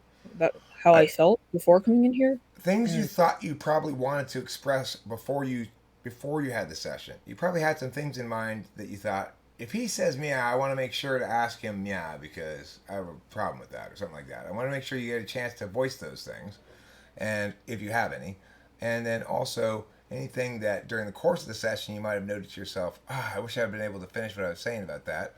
And remember, if you did notice yourself and remember, then say that now too. I don't really remember. I think. uh, Well, since we already decided on my type, I think we can just move on. And whatever I felt back then is irrelevant now, right? Because I kind of forgot already. Well, see, that's the thing. It's not irrelevant because the one thing that's inconsistent with INTP is you are not demonstrating SI. The reason I keep talking to you is because you're confusing. You are pretty clearly NI, And like I, not SI. yeah, I know. I noticed that in myself too. That's why I thought I might have been an ISTP. But also, you don't think I'm any polar. Right, that's where I am right now. Is I think you're an ISTP, but you don't seem to be any polar. Yeah, but I also don't have SE. Okay, so then I went to You can't really INTP. Then I went to INTP, but listening to you talk about shit, I keep hearing banging me in the face. NI, not SI. So you think I might be like INFJ then, as an IDOM, because they have TI as their tertiary function. But I don't. No, You don't you're think not an auxiliary INFJ. Your function? FE is fourth. Your FE is fourth. You're Mhm. you're an ISTP. Oh no. You've got to be an ISTP. You've got to be an ISTP who just has you've got you've got very good seventh slot NE. You kind of seem to invalidate my NE polar test a little bit. But I mean, it's not you're obviously not an NE dom or anything. But I'm saying uh, Well, I think I can use any if you force me to, but it's actually not my natural mode of thinking. I would rather uh distill all my ideas to come up with one cohesive solution than to uh ponder on what ifs. okay, You so see, quality over quantity. here's the thing. What I've concluded is you're an ISTP for the following reasons. It is more obvious to me that you are NI over SI than it is that you are not NE polar. And it seems indisputable that you're NI over SI. Just about every single NI-SI question I've asked you, you've given me NI style answers. Your lack of remembering earlier in the conversation could be fourth slot SI like me, not third. You're Not third. not third. But Third, I can answer the genealogy questions though. well, that's true, but you're a TI DOM, which means you don't have to remember because you can follow along at the same And speed I I'm also saying insisted them. on writing all the questions down, or else I wouldn't be able to remember. But ISTPs have demonstrative SI, so how does that manifest? Well, it manifests as they never want to get caught having forgotten to fulfill some obligation they committed to. So, That's for example, they hate it if their excuse is, "Oh shit, I forgot." okay. So, in other Well, words, when the world demands something of them, they expect themselves to remember. When it's their own shit, like this is your thing right now. This is not me demanding things of you. This is you demanding things of me. You're the client, right? So, in this instance, you don't want to display a lot of SI because SI is shitty, boring six slot thing, just like me and TE. Um, but if you're in a subordinate position in some regard, in other words, someone else is being the boss, and the world is demanding things of you, you think it's reasonable of the world to demand you remember shit you committed to. hmm So that's where it's going to be demonstrative. Then is you'll get really mad at yourself if you forget something that you committed to, and you rarely will forget things you commit to. When you're being a subject out in the world interacting with other people, your SI will stand up to scrutiny. okay. It's just you won't use it on your own time. I won't, yeah, as I've demonstrated. Yeah. So, I, But I also failed your NI test, right? When you asked me to give a, a holistic answer to what was it? Canada, invading Canada? No, that wasn't an NI test. That was an NE I don't test. know. I I was forgot asking it. you. I was asking you to do basically. Uh, Well, finding universal truth, something about that. I was asking you to do frame dancing. So it's like, let's define the frames as this, then the individuals will be this. Now let's define the frames as this, and the individuals will be this. That's a very NE thing. That's not an NI thing. You kept Yeah, I you kept wasn't doing talking. NI things, which was both in your self-reporting, like I'd rather have a single answer. That's self-reporting NI, and also just in the brevity and completion of your answers. Oh, so I don't really expand on my original answers. Just settle to one conclusion, and I'm firm about that. But And well, I've been then have confidence, right? That one NE idea is better than the rest of them. um, the thing is, what any people typically do is just say, okay, well, yes, any has confidence when they happen upon a good idea, but actually that's NI. So what I'm saying here is, before I can explain this, let me explain this tangent over here, and then let me explain this tangent over here, and this Oh, tangent over here, and it takes me a long time to explain it because I think for you to know, you need all the things that I needed to know to know. So if I'm going to know the answer, yeah, then I'm going to have figured it out uh, about lots of kinds of things. Um, for example, the hats question, which what? says the hats question. Have you ever heard the hats question? I don't think so. No. There's a What? warden in a prison. He's got Oh, five hats in a I have. bag. Yeah, Okay, you've heard. Okay. before, yeah. Um, NI people will often get the answer right, but not be able to explain why. I would never say I got it right until and unless I could already explain why. In other words, I don't know if I'm right or not until I figured it out why I'm right. Whereas NI types, they bypass a lot of that figuring out part because they're mostly interested in things that don't parse down conditionally. So an engine goes and drives a car not because of the spark plugs and not because of the pistons and not Because of the unknown, unobservable variable. called the ghost in the machine, you know? It's the fact that when you put all those things together, a new synergistic whole creates something with an identity that is something that can propel something forward rather than just a bunch of pieces of metal stuck together. Uh, and I was concerned with those kinds of truths primarily. So when they're most right, they're right about things that can't be parsed down all the way. And so that'll tend to be things like um, what's going like in INTJ will go, if we do it that way, we're gonna have problems because customers coming from here are gonna run afoul of this thing. They're gonna anticipate like a TE problem, right? If you're an FE person, you might see a video with 5 views on any. I'm sorry, FE and I. If you're an INFJ, you might see a video with 5 views on it and go, "This is gonna blow up and be a massive hit."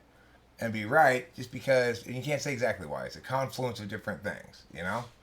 Because of That the thumbnail, maybe that attracted them to the video in the first place. uh, well, what I'm saying is INFJs typically have a good sense of like what's a good song. That's a very NIFE question because the answer is there is Yeah. something called a good song and a bad song. They are objectively different. Beauty is in the eye of the beholder is completely bullshit.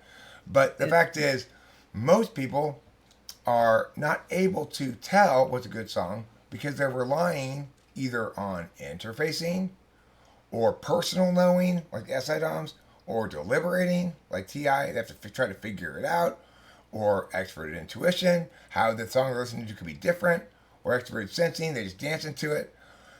Only introverted intuition and extroverted feeling are concerned about the right quality of the thing, namely, what is true about the song as an identity in and of itself detached from me, but Mhm. instead how it relates to everybody universally, and then and uh, how how does what it's trying to do in terms of playing as something actually play? So it's like some of my songs that fail, I'm trying to be funny and clever. It actually just plays as trying too hard and and random and stupid. NIFE will know that, and will get the fact they'll know both about you. Oh, he's not able to objectively analyze this as well as I am, and about the song itself. So NI is about shit like that. Now with NITI, which is ISTP, um, it creates the most underestimated academics. In other words, now I understand why you're following through on all these things. So the questions I asked you about the violin and stuff. Now that you have a concrete explanation for why you play the violin that validates against your absolute value fifth slot TE, you are personally motivated to do it. Note what doesn't matter. It doesn't matter whether you enjoy it because it validates against a long-term goal that makes sense in terms of Yeah. order of operations.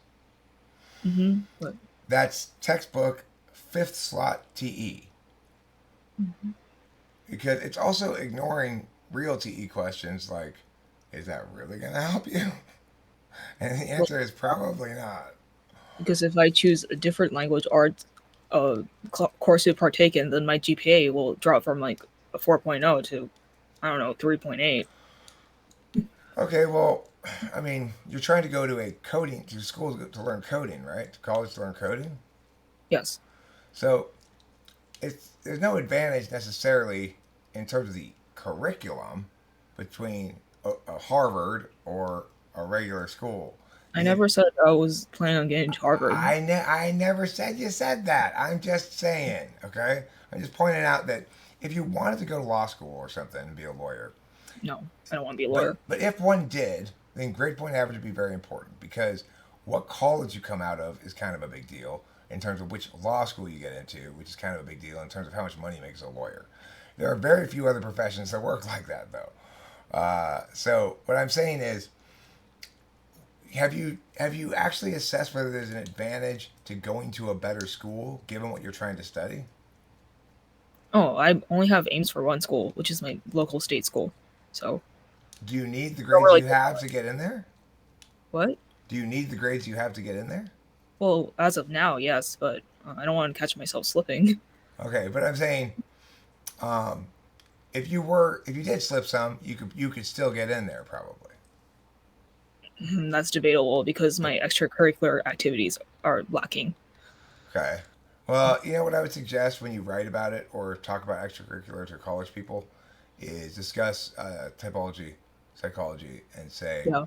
and say that in fact your life is rich with with the uh, with the kind of extracurriculars activities that are important for student success and wealth and well-being, well, health and well-being in the 21st century. Namely, you engaged in a number of virtual things. You've also been COVID safe, played up as being COVID safe, and and they won't have any choice but to just buy your bullshit. They Yeah. really won't. So mention cognitive functions and stuff. Talk a little bit about explain some of it, and try to explain it in a way that doesn't mention MBTI. Be like, one matter that interests me a great deal is uh, how cognitive functions define how people interact with each other in terms of frames of reference and stuff like that. And they'll go, oh, I guess that is an extracurricular activity. Yeah, but I haven't demonstrated how I used it usefully yet.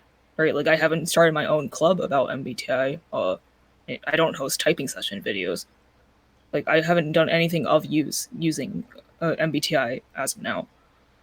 I mean, the most useful thing you could do with it would Just be to analyze it from afar. explain it to the people reading your essay. Yeah, but I need to actually give TE proof that I've actually used it to help people better Why? understand themselves and stuff, huh? Or else the administration Why is that the only thing that a college is going to validate? what? Or else they're going to think I'm bullshitting. I mean, the thing is, I would if I were reading the essays, I think you're bullshitting. If you started a company to help poor children, I'd immediately throw you in the trash, your application in the trash. I mean, why not? Who wants to waste their time making a company to help poor children? Only stupid people. People, Stupid people. people of high FE. Oh. Yeah, people with a lot of feelings and importance about things that don't matter.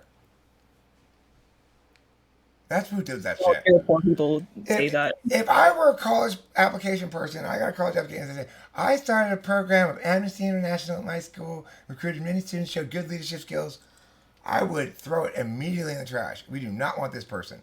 This is a person who is jumped through the hoops well. That proves we don't want them. They are not an original thinker. The problem is, of course, your parents, all of your parents, not just you. I work with high school students a lot, but all of your parents uh, are absolutely certain that they know best how to accomplish goals in terms of college admissions and stuff. A real good college admission is if you're really going to get into a good college, you probably won't have the best grades, but you'll have the best ideas. Vibe any polar, so I guess I'm outlook. No, you're not. You know why? But Because you need I'm your here to help you. I've done, I've coached kids for college interviews and stuff before. And listen, before you write your essay, it'll be totally free. Just talk to me a little bit, and I'll tell you, don't do what they tell you to do. Whatever you do, don't do something conventional. It will not work. Those college essay people, they read every every kid in the country whose parents are helicopter parents or tiger parents or whatever, and are having their tutor help them work out this bullshit essay that proves that they've shown leadership skills and are already doing real work even though they're in school. If you want to do real work even though you're in school, write an essay blowing to shit the fact that because you've been wasting your time in real school, you've been precluded from doing real work, and that's the problem. And that you are not applying to this university, they are applying to you. Unless they can demonstrate to you that you will do real meaningful work at their institution, you will not be going there. Thank you very much. Now oh wow. that's a student the college wants. Depending on the college admissions person who's reading it. Oh, I mean, true. If you have somebody who doesn't care about the university's well-being reading those admissions, then they're not going to want you. But because you're speaking truth, if they care, they're going to want you. If they're smart, they're going to want you. Because you're the only one who's saying it in this huge pile of essays, they're going to want you. Does does that not seem like disrespectful though, or is it I don't know entire structure of school and maybe it's my personal problem, right? Like I can't Look, just when I start a class, the first thing I tell my kids in the class is number one rule you need to learn before anything else is to tell me to go fuck myself. oh what Yeah, the students need to learn to tell the teachers to go fuck themselves. There are lots of circumstances in which teachers in a given classroom, the proper response for the student when the teacher says, open your notebook, I need to check to you your homework, is go fuck yourself, bitch. You open your notebook. That's the proper, that's the most correct response, right? It's the most proper response because after all, this woman is imposing upon your autonomy in totally illegitimate ways in a location you've been forced to go to and stay at for dozens of years, doing practice work for no reason except that supposedly, eventually, you'll get to do more practice work in college. kind of bullshit if you ask me. Yeah, it's completely bullshit. So, you know what? I'm not the only one who sees this. When things are this rankly bullshit, people are dying for a smart person to just say, the emperor has no clothes. You're part of the problem, but you can be less of a problem by admitting me to your university, at which point I'll choose whether I will help you with my presence. You know? That's how you do it. You take control of the situation, seize that bull by the horn. All right, I'm sorry I've taken up two full hours of yours, Grace. I know you didn't sign up for this. No, that's all right. I told my mom it'll last for 2 hours at the maximum. Okay, cool. So you're an ISTP. If you're okay with me publishing it, you'll get feedback from viewers and stuff as well. If you don't want me to, that's fine as well. ISTP. Well, okay, but like my NI is also not that developed, and It's who's third to say slot. that my NE isn't stronger than my NI, right? Based on your test. Um, because we're not looking at strength so much as Lack of habit. Your habit is to consistently give concise answers, singular answers, to not say, now remember, we've got to factor in this other thing over here, and this other thing over here, and this other thing over here, which is how any people do things.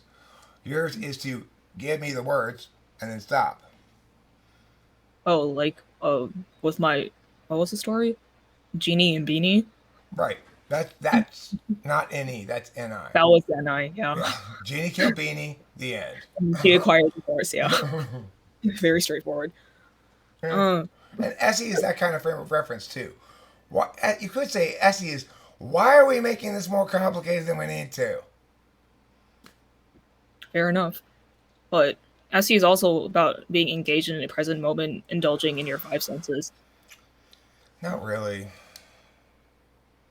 Well, It really isn't. It's described that way all the time. but what do you think SE tool looks like then? Because I really think I could be SE polar. I mean, I look at my daughter. She's SE Dom. Okay. Mm-hmm. What are some of the stereotypes that I've seen don't apply to her?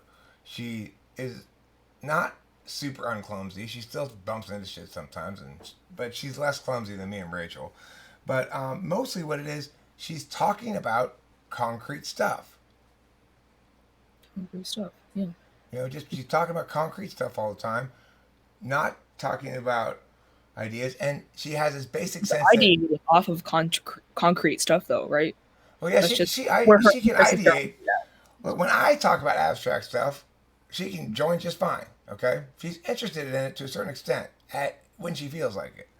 But the thing is, at the end of the day, okay, let's not make shit too complicated. Is the SE basic motto. So if Delilah and I have gone back and forth a couple of times about an issue that we disagree about, she'll go, okay, enough talking about this. We're not getting any further. We're not getting anywhere. Now you're just an endless sea of words in both directions. Point. Yeah, right. You debate it in infinitum, but we're not going to change each other's minds. So what's the point? That's an SE perspective. So it's like if I described SE as that more, maybe ISTPs and ISTPs would identify with it more. What do you think? Yeah, for some people, but also, I perceive a reality as it is, right? Not how I think it should be. I don't use an SI frame of reference Okay. or Yeah, I would say an SI frame of reference is not how you think it should be, but how you expect it to how it be has been. how you expect it to be based on how it's been before. FI is you expect reality to be how you think it should be, and that's why they're always stomping their feet. But I want I want a big fluffy teddy bear to comfort to. me at night. Even though I can just use a pillow, it'll achieve the same effect. So yeah, I hereby type you as ISTP with pretty capable any if you push on it enough. More capable when pushed on than most ISTPs. But you're definitely NI and you're definitely TI and you're definitely TI above NI and that makes you an ISTP. uh, Wait, let me try to catch my train of thought. What was I thinking? Oh, also, I don't have any sentimental value attached to any objects. Like, is that an ISTV thing? Yeah, that's counter valued 6 slot SI. For the same reason that you don't use SI when you're on your own time. Well, actually, no. I eat the same meals for the most part because I know what to expect. I'm averse to trying new things if I can predict if that thing is going to taste bad. That's also countervalued SI. Okay. What? So it's like Or based on past experiences. SI. It's about two things. It's it's hoping that you don't have to know shit about the world. You can rely on what's happened to you before to anticipate what's going to happen again. Because instead of focusing on the abstractions like what's going to happen based on a bunch of end stuff, you're focused on this is what I have to do today. First, I am so hungry. I'm going to have my breakfast. I'm going to sit with my coffee on the couch and I'm going to enjoy my morning show. Then I got to put What if some you do? time. Then I've got to put some time into vacuuming. But then after that, I work at 2. And after I vacuum, I I think don't want to about listen to this anymore. okay, well that's an SI Dom's thought process throughout the day, every day. Their thought process rarely goes beyond the scope of a day. So in that regard, it's not just memory and knowing what's happened before, but it's scheduling their day around the physical experience of being that they have. So they'll schedule into that. I'm really looking forward to my after work snack. I'm gonna settle down right there on the couch. I'm gonna cut up some cheese and some meats. I'm gonna pour myself a drink. It's just gonna be take off my bra and finally I'm home. Why do we need to have? We need to have to hear about this. That's what NI people typically say. To yourself. The thing is, ENTJs and ENFJs, what they will both do is their eyes will gloss over, and these won't respond to what I'm saying. That's what happened to me. With what happens to you because you're an ISTP is you're like, okay, enough, stop. It's bugging Well, me I now. mean, right? They don't really intrinsically value SI. They would rather be, I don't know, speculating about some abstract theory. Who doesn't value SI? What? Who doesn't value SI? Well, they don't intrinsically value SI. No, yeah, ENTJs and ENFJs are polar SI. They Yeah, do. Sorry. INTPs? Yeah, I mean they SI and manifest them for like maintaining homeostasis, like that stuff. Being nostalgic, liking to play the same music over and over again because it reminds them of childhood or something. But they're not going to go on a tangent about their morning. No, well, look, that's SI above N. So that's S above N.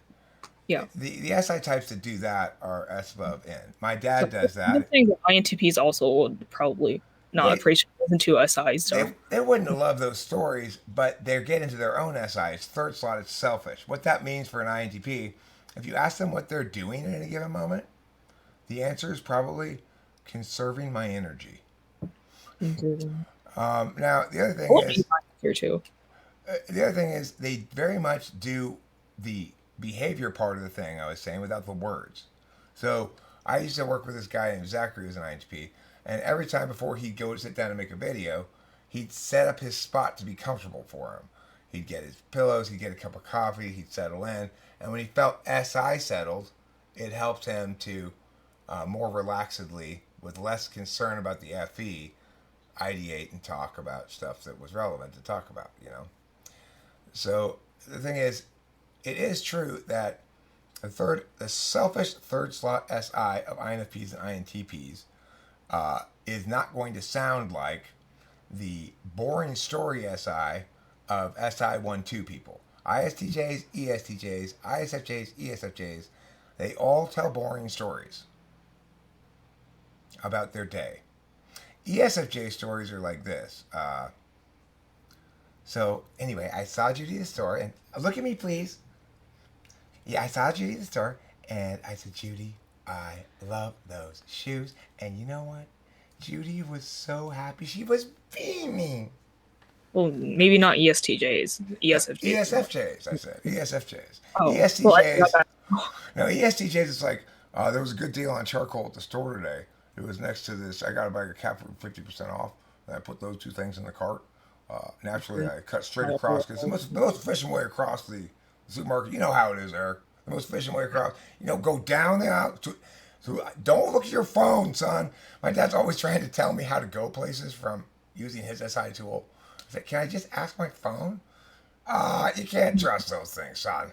Listen, I've been there a bunch of times. Just listen. You just get off on court. You go left. That's ESTJ. It's also boring. You haven't really explained INTP/INFP SI. Okay, type. well, INFP, ISFP, INFP, INTP, SI. It's a little different from each other. INFP, SI does the thing you're talking about. They have this one or two shows. Probably have a lot of episodes. They like to rewatch a lot because they emotionally identify. They hit for them emotionally. Actually, I do that with Harry Potter, but that's just only because it's objectively a good book, right? Like the storyline is really interesting to follow, not because I emotionally identify with the characters per se. Right. Well, I mean, everybody occasionally re-experiences media, but the thing is,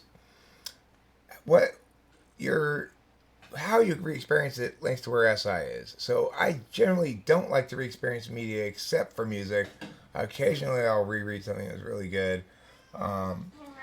Whereas my dad, he's in his 80s and he's gone through this now long phase of rereading all these books that he's already read. He could be reading all new books, but he's not. At the same time, SI Tool, he makes all these photo albums for all of these trips he's gone on. Every trip he's ever gone on in his life, practically, there's a photo album for it, but he never looks at them. So that's instrumental value SI, right? It's like, I want to do SI archiving, but I don't actually value the archive. Oh wow, you just called me out. So that may look a little bit like six as well. Six But, two, six but two what flipped. about like defaulting to creature comforts because you know that it's going to be comfortable for you? Um, well, the type that most defaults to creature comforts is ISFJ. ISTJ has their comfort so threaded into their life that they don't even have to think about it. ESTJ, uh, they're very regular. So like my dad, he doesn't he does a bunch of errands and stuff and work of some kind during the day, and then he'll take a nap in the afternoon, predictably for like an hour, and then he'll after dinner he'll have a couple glasses of wine, which he enjoys, and then he goes to bed at a regular time, and then during the day he does push-ups and stuff. It's like he's got a very regimented schedule. So it's like it's not really valued absolutely, but it's how he goes about doing things. For you, you will look like that to others who only see your public face in the world at work or some other situation like that. Oh, I'm very messy and disorganized. Right. Yeah. At work, if you look, this is the thing. My TE is six, so I'm not really good at doing ordinality stuff. But when I had that was my job.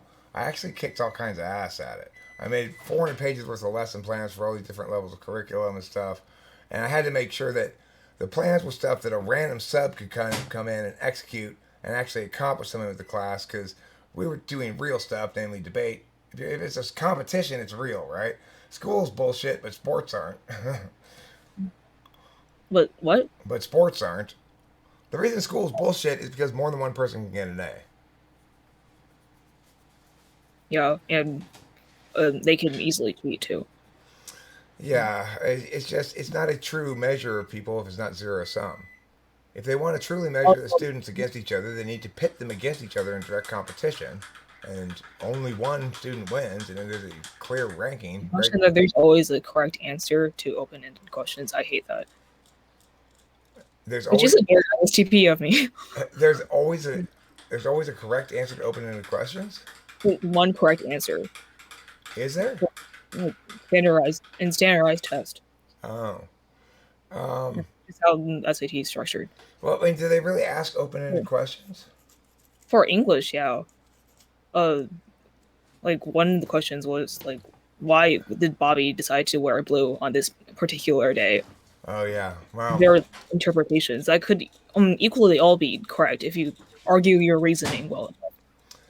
yeah. Well, and that's a justification-based frame of reference you're bringing to it. You'd be better off taking the ACT. Uh, Me? absolutely. I'm working with an Good at I. science. What? I'm not good at science. Forget the science. What I'm talking about is, and the English part of the ACT, the questions are designed so that all the answers that aren't right are wrong. Mm. They try to be tricky by sometimes putting the burden of the test taking in the question. They'll ask questions like, which of the following would make sentence 4 display the most positive attitude from Bobby towards his grandparents? And so it's like if you're looking at it and just autopiloting and go, which one's correct in the sentence? Well, these all work grammatically. You have to look at the question carefully and you realize, oh, if they were to change the sentence "meow" with this word, it would definitely be this is the only one that's truly positive. The other ones aren't. I like this. I hate it. I've been working with students on both SAT and ACT the last year or so, and I got frustrated with the SAT because half the time I get something wrong, I disagree with the test on it. Yeah, yeah. Whereas every time I get something wrong on the ACT, I go back and look and go, "Oh, Eric, you idiot," which is what I want to have happen, right? I want clarity. Oh, I don't think I can take the ACT over SAT next semester because I'm going to be in an SAT training camp, and I Okay. can't. Yeah, I'm I just can't. saying the SAT is not written by as smart of people as the ACT is. But regardless of what you end up doing, I will also tell you this: the ISTP high school student I worked with once before, training them on interviews for colleges, he was an ISTP and he got a perfect score on the ACT. In the ACT through Yeah. training, right? Like camp training, or Well, did yeah, he? I mean, he was pretty sciencey. Because there's not a lot. Okay, well then I'm out of luck. And also there aren't a lot of resources allocated for uh, ACT specifically. And I bought all these SAT books and I want to put them to waste. I Sure. think it's late to turn back now because No, I'm no, greater. you're an ISTP. That's why you don't change horses in midstream. What? That you're an ISTP. That's why you don't change horses in midstream.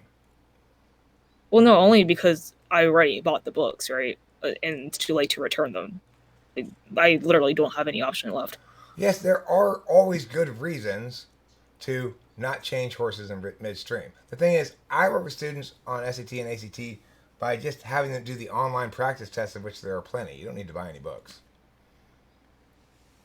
So, but I'm uh, not. I'm not telling you. I'm not telling you what to do or making any suggestion at all. I'm just noting that your response here is consistent with ISTP. my response, okay, just here. Yeah. But you, there were several instances where you thought I was an INTP. Like, what made you think I had auxiliary to any? Uh, well, again, correlations that weren't adequate to make that the conclusion. I tend to tell people as I'm going along, I think you this with before I actually know what they are. But the reason being, you were so quick in understanding what I was doing with all of my questions. That was the main thing that made me think you were intuitive. But once again, it just shows that I've underestimated sensors a little bit. Uh, because it's like you were 2 steps ahead of me throughout the typing session as to why I was asking what I was asking. Or at least every time I checked for that, that's what I Consumed a lot of determined. videos. Yeah. But see, a lot of people have seen a lot of videos. I've been hanging out with Cameron for years. He still can't even tell what FE from TE is. Well, I went out with Kimberly for 2.5 years. At the end of it, she was still asking me, what's FE again? What's So FE? it is not the case that people that always just pick it up like that, right? You got to be very, very smart and or very intuitive to just pick it up like that. But And I'm not intuitive type. so you're just very smart. Uh, no, Yep. actually, do you want to know what I got on the PSAT? It's not an indication of intelligence. Yeah, I know, but like it was so bad that it makes me look retarded for real. Oh, is that slur? Retarded? No. Is it? No, what it makes you look as though, like a mold in a petri dish, your growth has been retarded by an agent like a chemical like Lysol or something. No, the That word itself, retarded. right. It means slowed down by something in its growth. Oh, well, I guess that's not very applicable to what I was trying to describe. Anyway, uh, it was really low, yeah, and it suggests that I have low intelligence either way, because like a lot of the questions I got wrong was like common sense. I mean, you sure seem to be placing a lot of faith in a standardized test's ability to define you to you. Well, I mean, also any polar is not fun to deal with because I don't have any of my own original ideas. It's like when I'm consuming something, I'm just directing all my TI energy into understanding the content at hand without having my own like thoughts about it. And sorry, can I drink water? My mouth's really dry Well, yes, of course you can. Why are you asking me if you can do things? because it's all the way back there, so it'll look weird if I just. You just go get your water, Jesus. That's what school teaches. That is what school teaches people. Yeah. That they have to ask permission to do things. Yeah, it starts with asking permission to go to the bathroom. Well, yeah, but then you'll be confused as to why I just suddenly decided to You know depart. what though, Grace? If I walked over there, I wouldn't give a fuck if I confused you. I figure she'll be unconfused in a second when I come back. Anyway, so yeah, I get it. Look, that's why I say ISTPs are the most underestimated types intellectually. It's because people conflate a few different things with intellect. Three specifically. One is creativity, although that's less part of people's ideas of intellect than the other two. The second is logic. You got that going in spades. And then the third one is an efficacy frame, which says, well, oh, look, this girl's really smart because she keeps really good notes and her binder's really organized, right? So that's a TE frame. You are really smart in the TI sense, which is by far the only real sense that the word smart ought to be applied. So the fact that you didn't do so well on the parts of the smartness test that actually test dumbness does not reflect badly on you. But I did bad in the math sections, which is like pure TI. I mean, it depends what kind of math it is. It's not pure TI because if it were pure TI, they'd teach you all the top level concepts first, and then you deduce or be walked through the underlying processes. Instead, it's process. They teach process in a vacuum, and so I don't know. Sure, like uh, TE school tests can't really test your intelligence very effectively, but like there has to be a benchmark where you score so lowly that there's like no dispute that, oh wow, this is actually a dumb person that we're seeing here right now. That's third slot NI. You keep trying to reduce this to a singularity about you.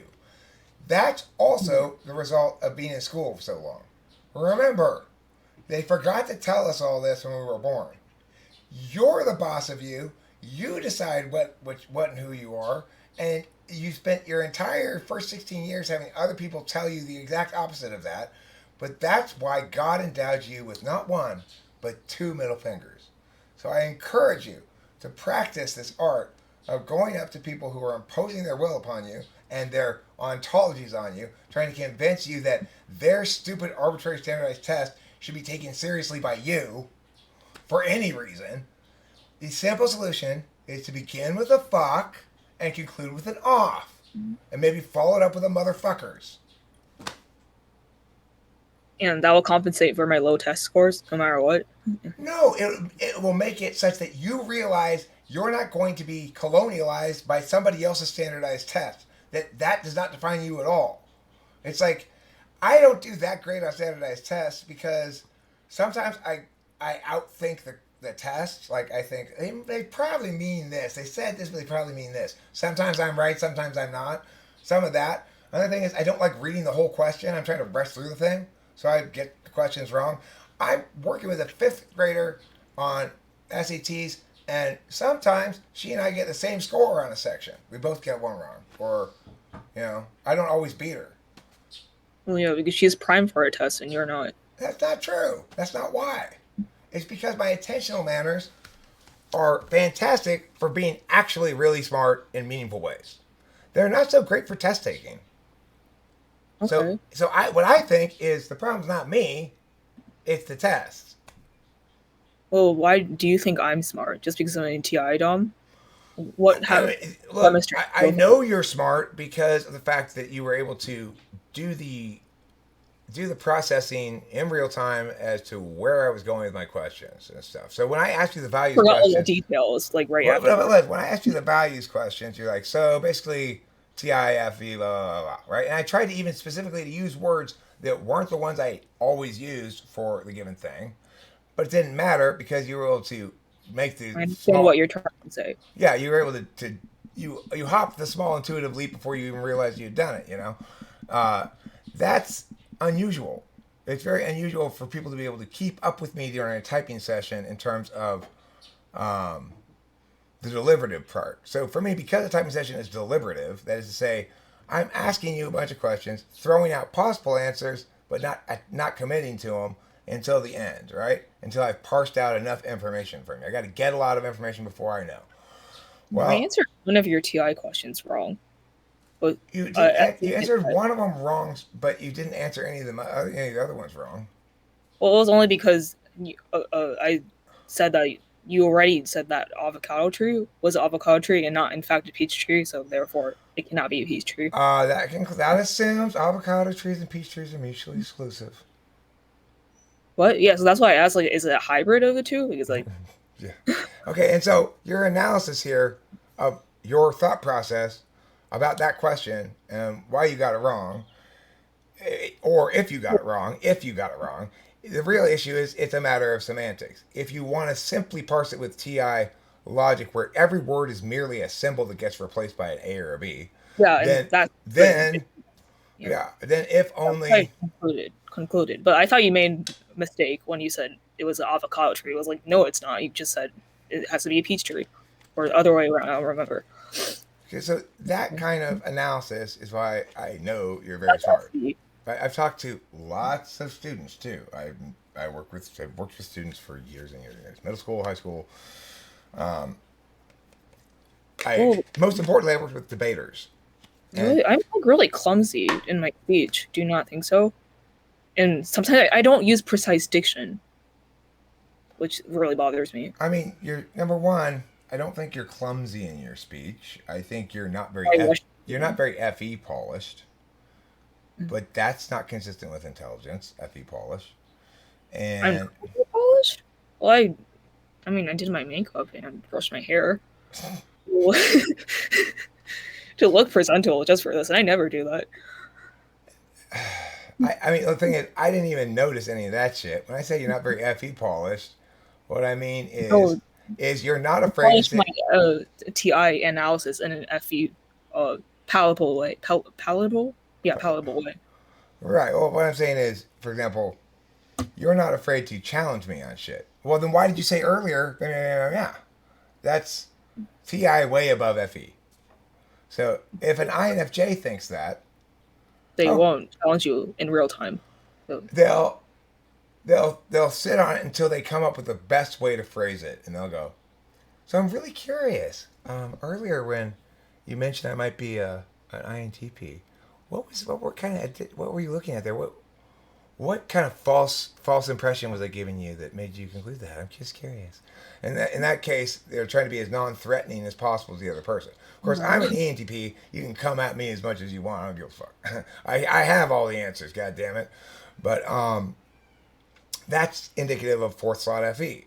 And the fact that you think, what do you mean my FE was bad? I put on some makeup, and then I spent the whole first half of the session with my face covered up, unaware of it.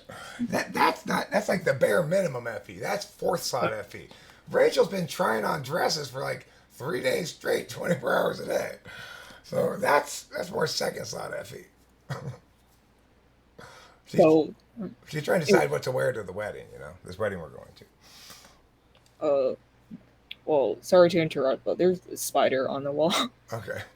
I think we're about ready to wrap this up. This has been a lot of fun, but it has been 2.5 hours at this point. Also, can I share a document with you that I wrote before I came here? Yeah, sure. Wait, what's your Google username? My email address is ssuartscire at gmail.com. I'll put it in the chat. It's my name backwards, Eric Strauss backwards at gmail.com. Oh, SSUARTSCIRE at gmail.com is my email address. And if you share that document with me, I will look at it and. I forgot to bring it up when he asked me, is there any like lasting thoughts that I want to articulate? Okay, Or cool. You have a document? Then let's look at it right now. what's the document is like what types I think I am and why. Okay. It was between ISTP and INTP. Did you send it yet?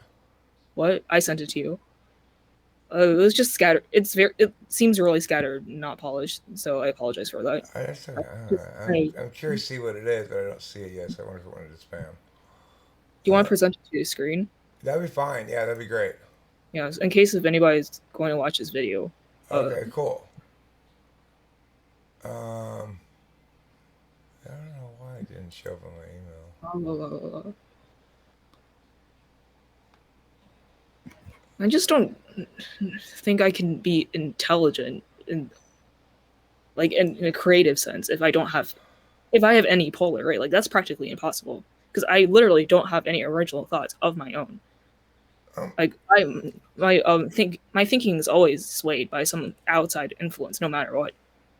well, But I mean, you should think of it like this. You've you've situated yourself intentionally so as to minimize the amount of mistakes you make in life. Um, people Uh, who I don't learn from my mistakes usually. people who are very creative make a lot of mistakes. I So make a lot of mistakes. I mean, you don't you if you say your extroverted intuition is not providing for you creativity, that precludes you from making lots of mistakes. So, for example, um, yesterday I got a rug doctor, and it wasn't working when I got it home. But I thought I should just put it right back in the car and drive it back to the store and get a different one that works better. But instead, I thought, well, I mean, let me just look at it and see if I can see what's wrong with it. I ended up spending hours fixing the fucking thing. It's not my machine, right? I rented it to shampoo the carpets, such that by the time I was done fixing it, it was too late to shampoo the carpets, and I had to return at 7 in the morning. So I rented a rug doctor machine just to fix it for them. That's NE. That's NE. That's making mistakes, right? That's Yeah, trial and error. nonstop for me. But uh, I usually hold myself back from uh, committing to stupid ideas if I can already foresee what's going to happen. Right, that's my NI. I say no. If you do that, then you won't like the consequences. And based on SE reality, right, what is facially presented to me. Right. And the thing is, it's a much better way to anticipate problems than NE. So if you're an ESTJ, like my dad, and he's got third slot NE, he prevents problems that have almost zero chance of ever occurring and worries about things that Oh, I he no. that are several possibilities happening first before you even Well, I get to can that entertain those possibility. possibilities, but I will look at each one of them and decide if it's valid or not. Right.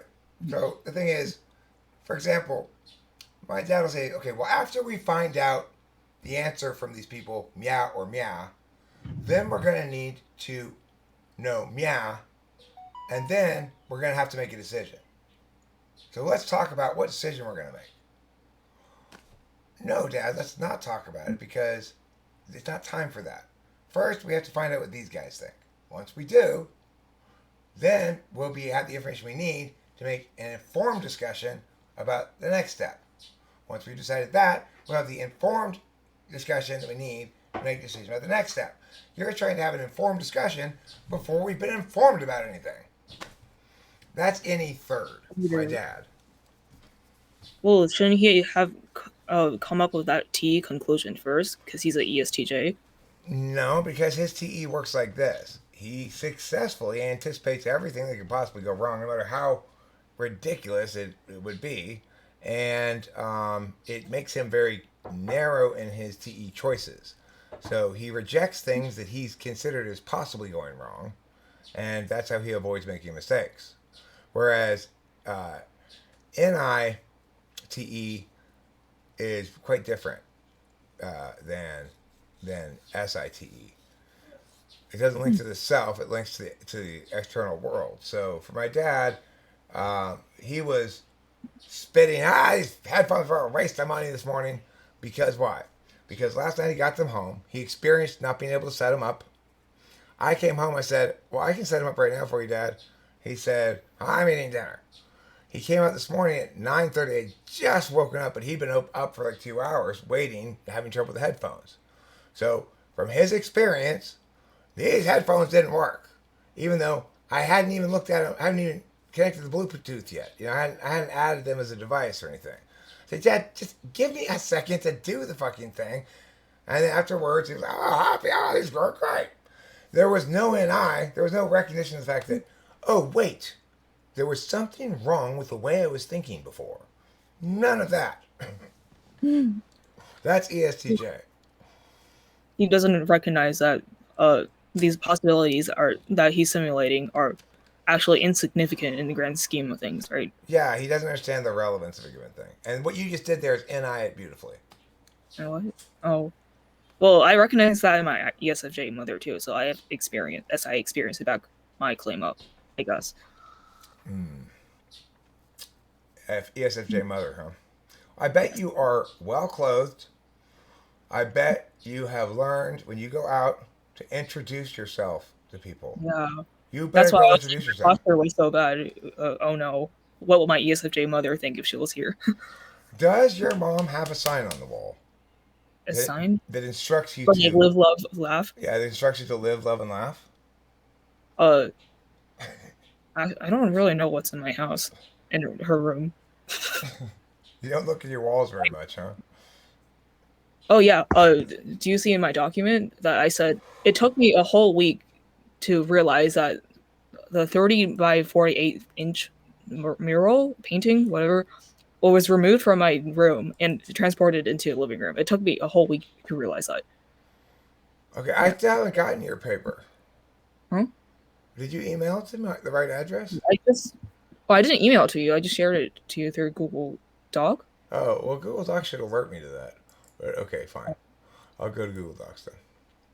Yeah, so like I thought that would be SE, right? Like lack of physical awareness of my immediate surroundings. I really don't think I have SE tool. Like I'm not convinced about that. But Right. based on the definitions that are provided to me on the internet so far. I mean, my conclusion about that is for whatever reason, the existing definitions of SE are missing something such that whenever people have it as a tool function, they don't identify with the existing definitions of it.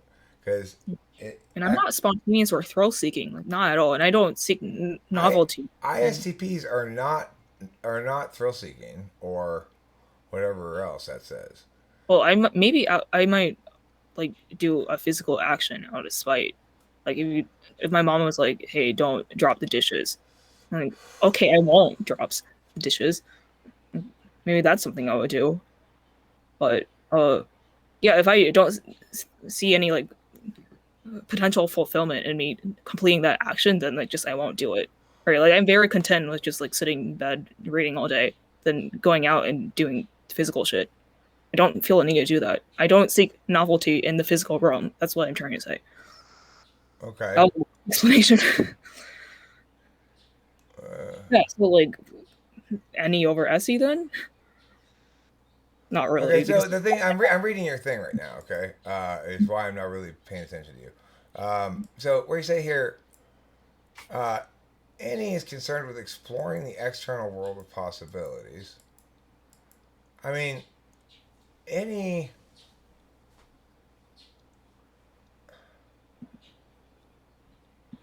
the external world of possibilities is a weird thing to say there because it's true that we typically put information externally, but based on an object that yeah, you yeah, some sort of object, internal or external. But anyway, no matter how disconnected these theories might be from the original topic at hand, whereas SE is concerned with using the five senses. See, I don't think SE is really concerned with using the five senses. I just think it's a frame that's of just reference. information I extracted from all the various No, sources I I don't blame you for thinking that. yeah. Certainly, Right. And I it's don't have any these. idea of what SE could what it might actually could be. Maybe you do because you're any dom. But I'm trying to think about it, yeah. but I don't it really know what it SE is. continues to be a problem for me. I think it has to do with just basically a frame of reference that says um, decisions need to be made, and a certain amount of discussion or deliberation is necessary, and but the deliberation is done for the purpose of making a decision.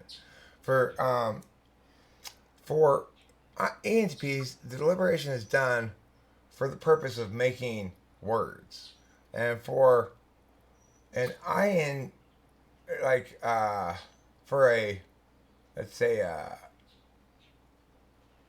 I guess for you it's the TI is done, the deliberation is done for the purpose of finding the singular answer. And now let's apply it practically in the real world. Okay, so simply finding the singular answer plays out as SE tool in the following way. You're not you you know why you're doing violin. You have a clear TE validating reason to do so. And so when I come in and say, "Hey, I know.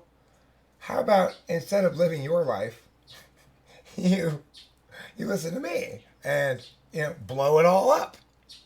And you're like, "No, I've got shit in the works. Yeah. I need to follow through on this. I need to get this done because I put in the time How about already." preserving past ways of doing things. So SI. I thought my answer would be indicative of that, but Well, SI and SE are linked. The reason your SE, you're continuing on with the same thing, and it sort of links to countervalue to SI, is you don't have to remember anything new. You already know what you're doing with the violin. You're doing it to get grades, and you're going to continue doing the bare minimum until you get out of school. wait, essay really that bad? Oh my god! Well, the point Like, is that I kept trying to engage you on these ideas of instead of going along with all of this, why don't you say meow, meow, meow, meow, meow, meow, meow? But any polar doesn't have much faith in the capacity of words to change situations. mm-hmm. So, Just what the implication of those words would be translated into the real world. So right. T, So, basically. so what I would say is like you know if I had high school to do over again with everything I know now, I'd go in there and immediately start disrupting. So whatever teacher was comfortable in their bad habits, I would make them uncomfortable. Whatever social stuff I thought was immoral that was going on, the way people were treating each other, I would intervene, and say words to change that reality. And I have complete faith that just my saying words would change all of those realities. That whereas in contrast, you have complete faith that your words will have no impact, but you have complete faith that following through on the doing I've the been thing, with my mom though. you have faith in following through and doing the thing will have the impact it's predicted to have. Namely, that if you do get a 4.0 and you complete the violin, you'll get to go to the school you want to go to, and when you'll get to study something you actually enjoy, sort of, and so it'll all be worth it. Mm, okay, that's an interesting take. And are ISTP women rare? Yeah, Yeah. yeah, you're rare. You're rare, and the thing is, according to me and my understanding of relationship stuff, the best type for you would be an ENFJ. ENFJ. Yeah, I've because heard Megan Lavoto's takes on ISTPs, and I think she had like some negative things to say about us. well, Mhm. I mean, Or was that with INTPs? I don't remember. I just whatever. The thing is this: the reason I think ENFJs and ISTPs are good together is because ISTP doesn't hate FE help if it's done nicely. Like I can mom. you don't like being made to jump when I point out like, oh, you're not showing your face at all. But if an ENFJ would find a way of conveying that to you without saying it explicitly, probably, I or appreciate that. yeah. And then the other thing is, the ENFJ is receptive to wants and appreciates your TI. So for them, they're so stuck in their NI, they sometimes forget that NI too is subject to logical critique, and not everything's an engine, right? Yes, some things are synergistic. You have to have all the pieces together and it makes them go. Some things are need logical justification, like proposed legislation and stuff. And those are total different kind of creatures. So, and then what was I saying? I forgot what I was saying. Proposed legislation. Yeah, before that. Oh, why you want an ENFJ? Um, Why I want an ENFJ? yeah, as a partner, as a relationship partner. Uh-huh. And And it's because their NI singularity is a tool function. Yours is an absolute value. So they'll let you be selfish about it because they don't really care. And vice versa with the SE. Yours is an instrumental value. For them, it's a great deal of satisfaction in getting things done. So well, you'll be down to go along with that. It's easy for you, but you don't care if they end up getting more things done than you, really. what about INFJ? Because NI is like, who's coughing? Rachel, Sorry, who's coughing? Who's always coughing? It's Rachel, of course. that was not very effy polite of me to ask abruptly. I Anyway, loved it. It was textbook IFTP. who's coughing? She was talking. She paused. She's like, "Who's coughing?" I'm not kidding. Well, oh no, I already forgot what I was going to say. Oh, INFJs, yeah. Since I have NI child slash tertiary, I delight in indulging that naturally, right? Like it stimulates me when I consciously try to use it, even though I'm not like proficient at it. Right. So if I have an IDOM to balance that out, That's we can bad. what? That's bad because And they thirds and she can and they can delight in my TI, right? So like doesn't we're work both like that. It's because the odd numbered ones are absolute values and the even numbers are instrumental values. So when I was with my activity partner, ESFJ, which would be the equivalent of you and INFJ, what happened was Candace was always trying to FE police me, and I was always trying to say, I'm a big boy, I can do it myself. Because that's how we are about our third slot function. So, in fact, there's conflict there because each party thinks they're so much better than the other at something that's important, and they both okay. think it's important. Whereas if it's 2-3, like Rachel thinks fairness is very important. I'm always make sure if I have like two things left, I give her one, even if she doesn't want it, because she's making note.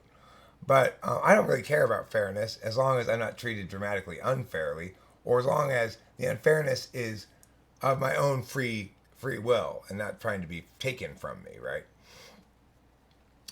So that's where the 2-3 instrumental absolute complement each other. And in the fourth slot function, you tend to seek assistance. ENFJ can give you that with the first, and they tend to seek assistance. TI, you can give them that. And then as far as validating externally, that's your fifth slot. Their fifth slot validates externally on FI, which because it's your eighth slot autopilot, you do a good enough job with your FI, even though you're not aware of it consciously at all, that they see you as an honest, legitimate, not fake person. That goes along with fourth slot FE too, right? And Mm-hmm. then concurrently, it's the same relationship with TE. You validate external world on TE. If somebody can't give you any empirics or real world application to something, as far as you're concerned, it's not worth paying any further attention to. Oh Well, no, if their TI is logically sound, then like I might think that their perspective is worth listening to. okay, but do you remember what you told me about my suggested essay topic? Essay topic? Well, yeah, I don't know. I feel like there's only one way of succeeding in, when it comes to college applications is just do what they tell you to The, do. Like to the, even consider another possibilities. I don't the know. point is what you And a focused list. on was whether or not there was enough empirics or real world application you could point to. So I'm just trying to look at it from the college admission Oh, perspective. okay. Anyway, the point is you validate TE, and ENFJs often use TE instead of TI. In other words, when they're Like, trying to what if demonstrate. I don't agree with the TE data? If the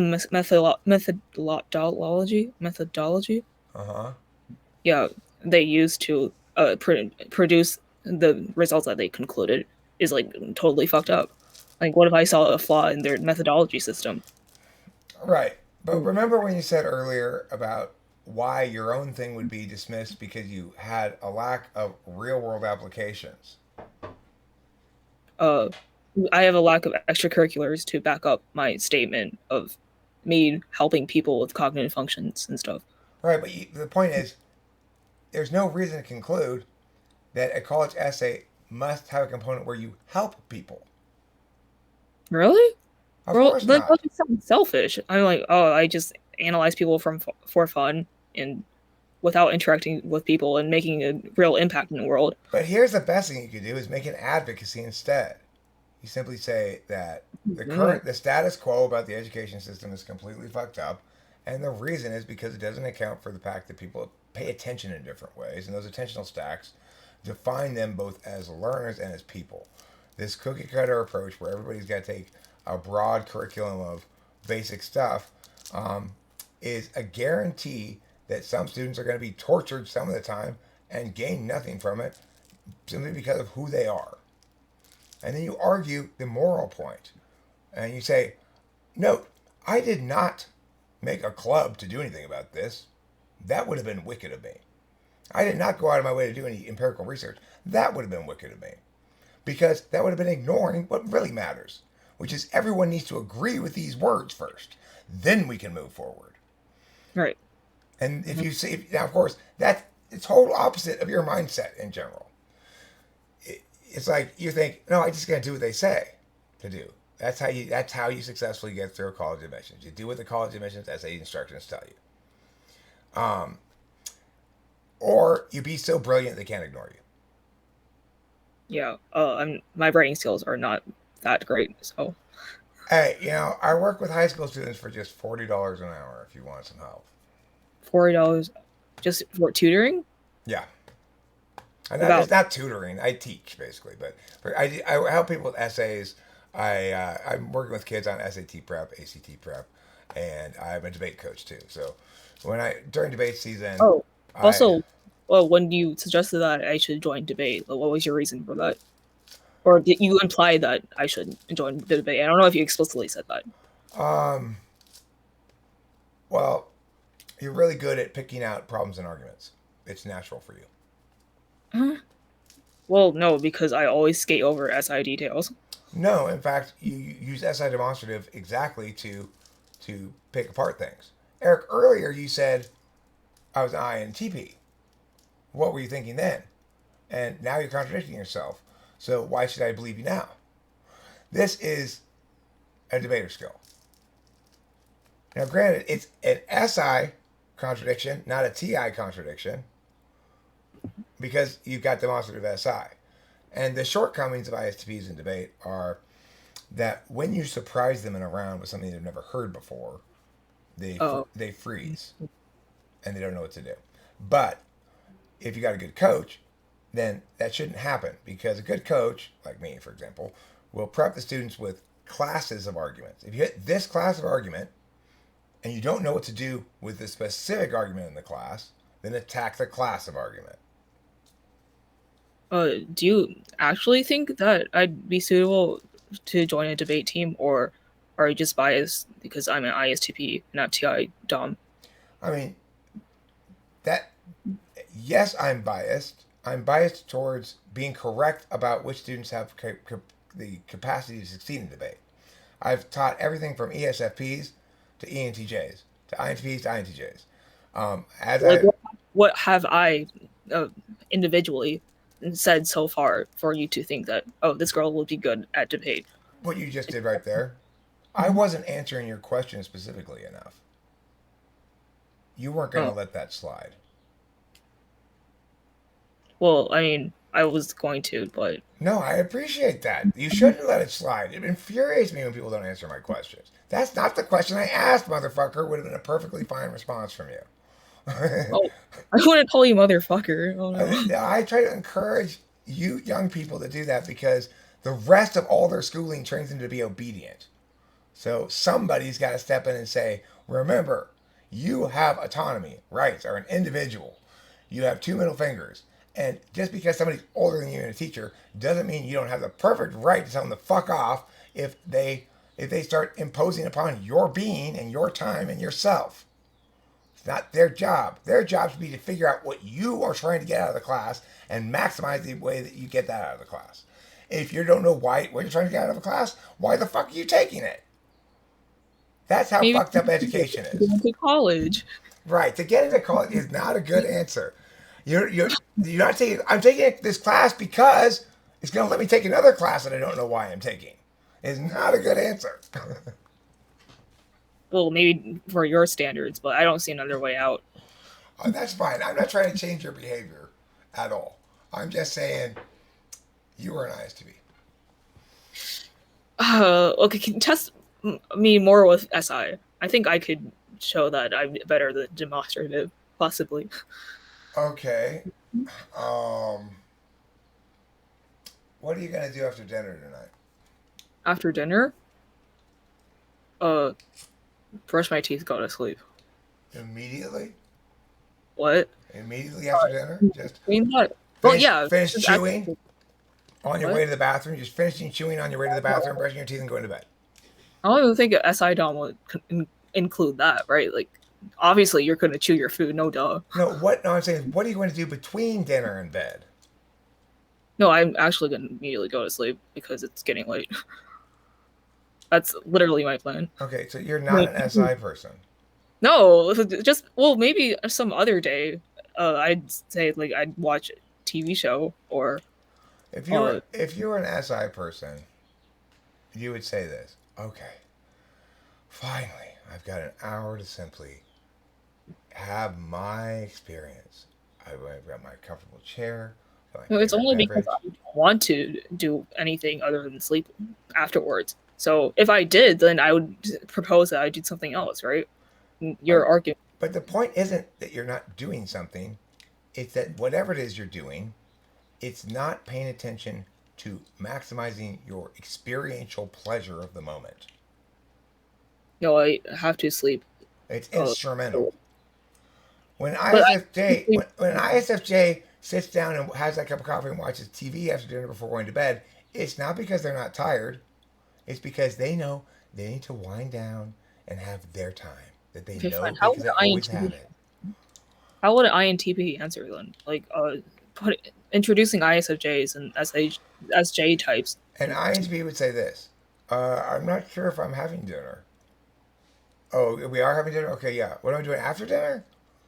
I'm not sure. I guess maybe coming back to the computer. Well, actually, I don't know if I'm gonna have dinner either. I would only know because, well, my mom is overseeing all my meals. The point is, But if I were to live on my own, I don't think I can keep track of all three of my meals. No, so like that's INTP-ish, I guess. you answered the question about what you're going to do between after dinner, right? You successfully answered it, which means you have in your head a notion of what's going to happen later today. Now that would seem to be indicative of SI. You're keeping track of your movement through the hours of the day. NI presumes there are infinite hours. But anyway, Wait, what? yeah, NI is an eternal knowing. It's not linked to experience. So, for example, you know, proto SI is shape constancy. When you were a little baby, before you had shape constancy, if somebody held something up to you, you went, yeah, it's funny. If they then covered your eyes, you thought the thing had disappeared.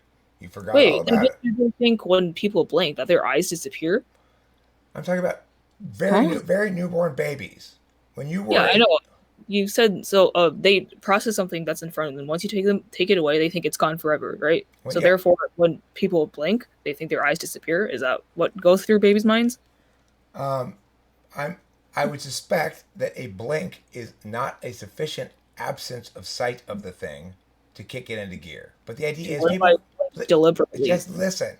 Okay. People can play peekaboo with a kid up until a certain age, at which point it's no longer fun for the kid. Peekaboo is when you cover their eyes and you reveal it, and there's their teddy bear again, and they're surprised by it again. And then when they're very little, and you cover up their eyes, and they're like, oh, no more teddy bear. And you uncover it, and they're like, ah, teddy bear. Now, it only happens for first couple of months of life until you develop something called object permanence, where you Object. realize that things, just because you're not looking at something doesn't mean it ceases to exist. Okay? Now, there's another component to that called shape constancy. So when you're a newborn baby and you look at this, you might go, oh, that's that thing. That's that blue rectangle thing. But if you look at it like this, you think it's something completely different because it looks completely different. And Yeah. as your brain develops in the very early stages, Unless they move. you What? realize that there's shape constancy. That although the appearance of something might deceptively make it look like something else, that it retains the same identity external to you and timelessly so. In other words, it's not related to time. With the peekaboo thing, you learn that you can count on the object not having to, you don't have to pay attention to how the objects experience time. You only have to pay attention to how you experience time. You assume the object's not going to do anything while you're not paying attention to it. In contrast, NI recognizes things as having identities. So they expect objects to do things when they're not paying attention. So the next time when they come back, it might look like this instead of like this. So that's where NI and SI begin, and why they're different kinds of knowing. Um, Object permanence is knowing from experience that you can reliably come back and the thing will be in the same place. So you know from what you've experienced. And Shape constancy is knowing despite experience. Despite the fact that it looks different, it's still the same SE thing. can see that it has uh, it could be perceived in different ways, but it's still the same object. Mm-hmm. Well, that's the thing is, in that regard, NI gives form to SE. So SE will see a shiny thing, and then NI will notice it flapping in the wind and realize it's not a piece of gold; it's just a piece of gold wrapping paper. Because that's one cue that it's not actually a chunk of gold. SE will go over and talk to the girl at the bar to pick her up if he has a chance. But if he's walking over, he sees the girl go like, oh. Then he'll probably just sort of smooth in and out without incurring any consequences. That's SE being attentive to changes in real time in the dynamic real world, despite using TI, which is a static and turn-based approach to thinking. Whereas in any Dom is going to sit at the table and think of, should I go talk to that girl? If I were to go talk to that girl, what would I say? What would she say to me? Did she just look at me like she doesn't like me? Or was she just looking over at the door because the door open? I say, and then by the time I'm done thinking about it sitting there, the SE guy's already gone over and picked her up and it's taking her off by the hand to his house or whatever, you know? Well, I mean, I could default to that thinking sometimes, laying out all the possibilities of what could happen in a situation, and then entertaining each one of them, deciding which one is most likely to happen. Okay, well, so do you differentiate between very complicated situations, in which case it's difficult to predict what's going to happen, and limited variable situations where you can make those predictions? Or do you just default to, I know I've got my gut instinct as to how this is going to play out? I don't. My gut instinct is non-existent, so probably the latter. I mean, former. Okay. Well, your gut instinct is omnipresent, actually. It's just so omnipresent you don't see it as your gut instinct. Every time you have a clear answer about stuff, and you have a lot of clear answers about stuff, that's your gut saying, no, this is not appropriate use of any. Wait, you say I have a lot of clear answers on this stuff? I feel like I'm not educated that much. No, the point isn't whether you're educated or not. It's whether you have clarity, certainty, or whether you are vacillating. If I were typing an INFP, if I were typing an INFP, the answer to everything would be, I'm not really sure. It depends. That could be INTP too. Much less so than INFP, because INTPs understand that as TI DOMs, that they're processing the world through binaries. That we're talking about things that are defined as X or Y and maybe both, but not both X and not X. Just So the not that whereas that type. whereas FI types, they operate in a world where you can be sad, happy, excited, scared all at the same time. You can. Well, Yes, you can. You can be sad, happy, excited, and scared all at the same time. I, well, not the same time. Maybe like I immediately after. It's just like a short sequence of times. Yeah, boy, what a but TI dom. What a TI I don't dom. think that's possible. Personally, I've never experienced it before. Have you ever experienced a bittersweet emotion? What? A bittersweet emotion. Like A maybe bit of, your friend your friend got into this prestigious program across the country. And so they're going to move away now. And you're really happy for them because they got what they wanted and you're really rooting for them. But you're also sad because you're not going to see them so much anymore. I don't know. Let's just be happy for them that they're just going on with their life. Okay, you are as unconscious FI as you can be without being polar. I don't think you're an ESTP though. I think you're an ISTP. Yeah, If I were wrong at all, the only other possible thing you could be would be ESTP because of your yes. total because your FI is for shit. What? My FI? Your Wait, FI is totally for shit, dude. no. In none of I these circumstances do work to you identify what I'm feeling at the moment. Just I you can't. you cannot conceptualize how you will actually feel when your good friend leaves and moves away. That you would have an interest and feel sad about something you're losing. You just No, it'll think be reasonable for me to be happy for them, right? Because they're my friend. I I want. yes, that is the most logical conclusion. Yeah, so I'll be like, yay, they're going on to achieve great success. Now time to go back to my own reality. Assuming you don't have any feelings of attachment towards anything in the world, you're absolutely right. That's the most rational approach.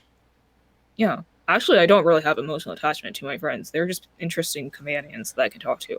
If I were to lose them one day, I'll just find a new one online.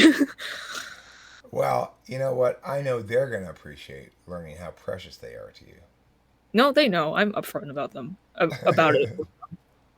I don't have a best friend. They're just people I can talk to and exchange ideas with. Oh, okay. Well, Grace, I am thrilled to have had the opportunity to Is my FI really like bad enough to constitute as polar?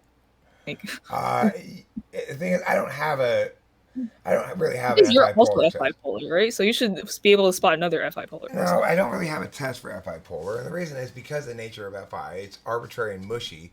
It doesn't correlate strongly and definitively to any specific skill. But in all my approximate tests for FI, you you act like um, a deaf person talking about the sound of a siren. You go, oh yeah, Well, I know what those but sound you like. can't be sad and happy at once. They sound like that red truck driving by. Red truck? Yeah, well, look, if a deaf person believes they Yeah, they can wouldn't be. hear, okay, if a deaf person believes they can hear, and they've learned from experience that whenever a red truck drives by, people put their fingers in their ears, and they've learned that means it's a loud noise. And so every time a red truck drives by, they put their fingers in their ears. Remember, somehow they're not aware they're deaf, okay? Well, then what's going to happen? You say, well, can you describe to me the sound of the siren? Go, sure. So it's a big red truck, and it drives by you, and everyone puts their fingers in their ears, and then they take the They're fingers just not out of their muddled to ears. them. So Huh? they can make out what the sound is muddled to them, but like they can still identify what it is and what caused it, Not this right? guy. He has got zero hearing. He has no ears, no eardrums, no Am I inner really ear. that out of FI? I don't believe so. Okay, will you stop challenging the legitimacy of my hypothetical here? Oh, was that what I was doing? Yeah, you're pointing out your hypothetical isn't useful for us, Eric, because it's not realistic because the deaf person actually can hear some things and they can sense vibrations, so they would not answer that way. So you're wrong, Eric, which Well, yeah. which is fantastic. Is that ISTP thing to do, not INTP? It's both. You're not as an effect. You're not as effectively pedantic and annoying as INTPs, but you do it too. Gen Xio corrects me all the time, and so does Horse Mumbler, who are the two people who correct me the most often on the live stream. Gen Zennial is his actual name, not Gen Xio, but I call him Gen Xio. That's what I originally thought it said. Anyway, Gen Zennial, he's an ISTP. He corrects me periodically. Every time I make a mistake that he catches me, and he corrects me. And Horse Mumbler is just foaming at the mouth, looking for me to make any mistake at all so he can correct me. For example, the other day I said swallows have anuses, and he said, no, they have coaquillas. Apparently, birds don't have buttholes, they have coaquillas. Well, but the colloquials have the function of an anus, though. Right, but unlike an anus, coaquillas push out not just solid waste, but also liquid waste and ejaculate. Okay. I would agree with you that if you were to Google coaquila, it would probably the synonym to it would be anus. I have no idea how to spell that. But nevertheless, INTP Horse Mumbler insisted on correcting me when I was talking about serving as the main appetizer at my restaurant wrong whole a plate full of fried swallow anuses. He could just it would suffice if he just an anus that can ejaculate liquid stuff, right? Because we all know what an anus is. Well, then you might as well call, if that's the case, then you could call a penis an anus that ejaculates yellow and white stuff. That's not true. Yellow and white. Oh yeah, pee. But semen is yellow. Oops. Yeah, semen's not yellow, pee is.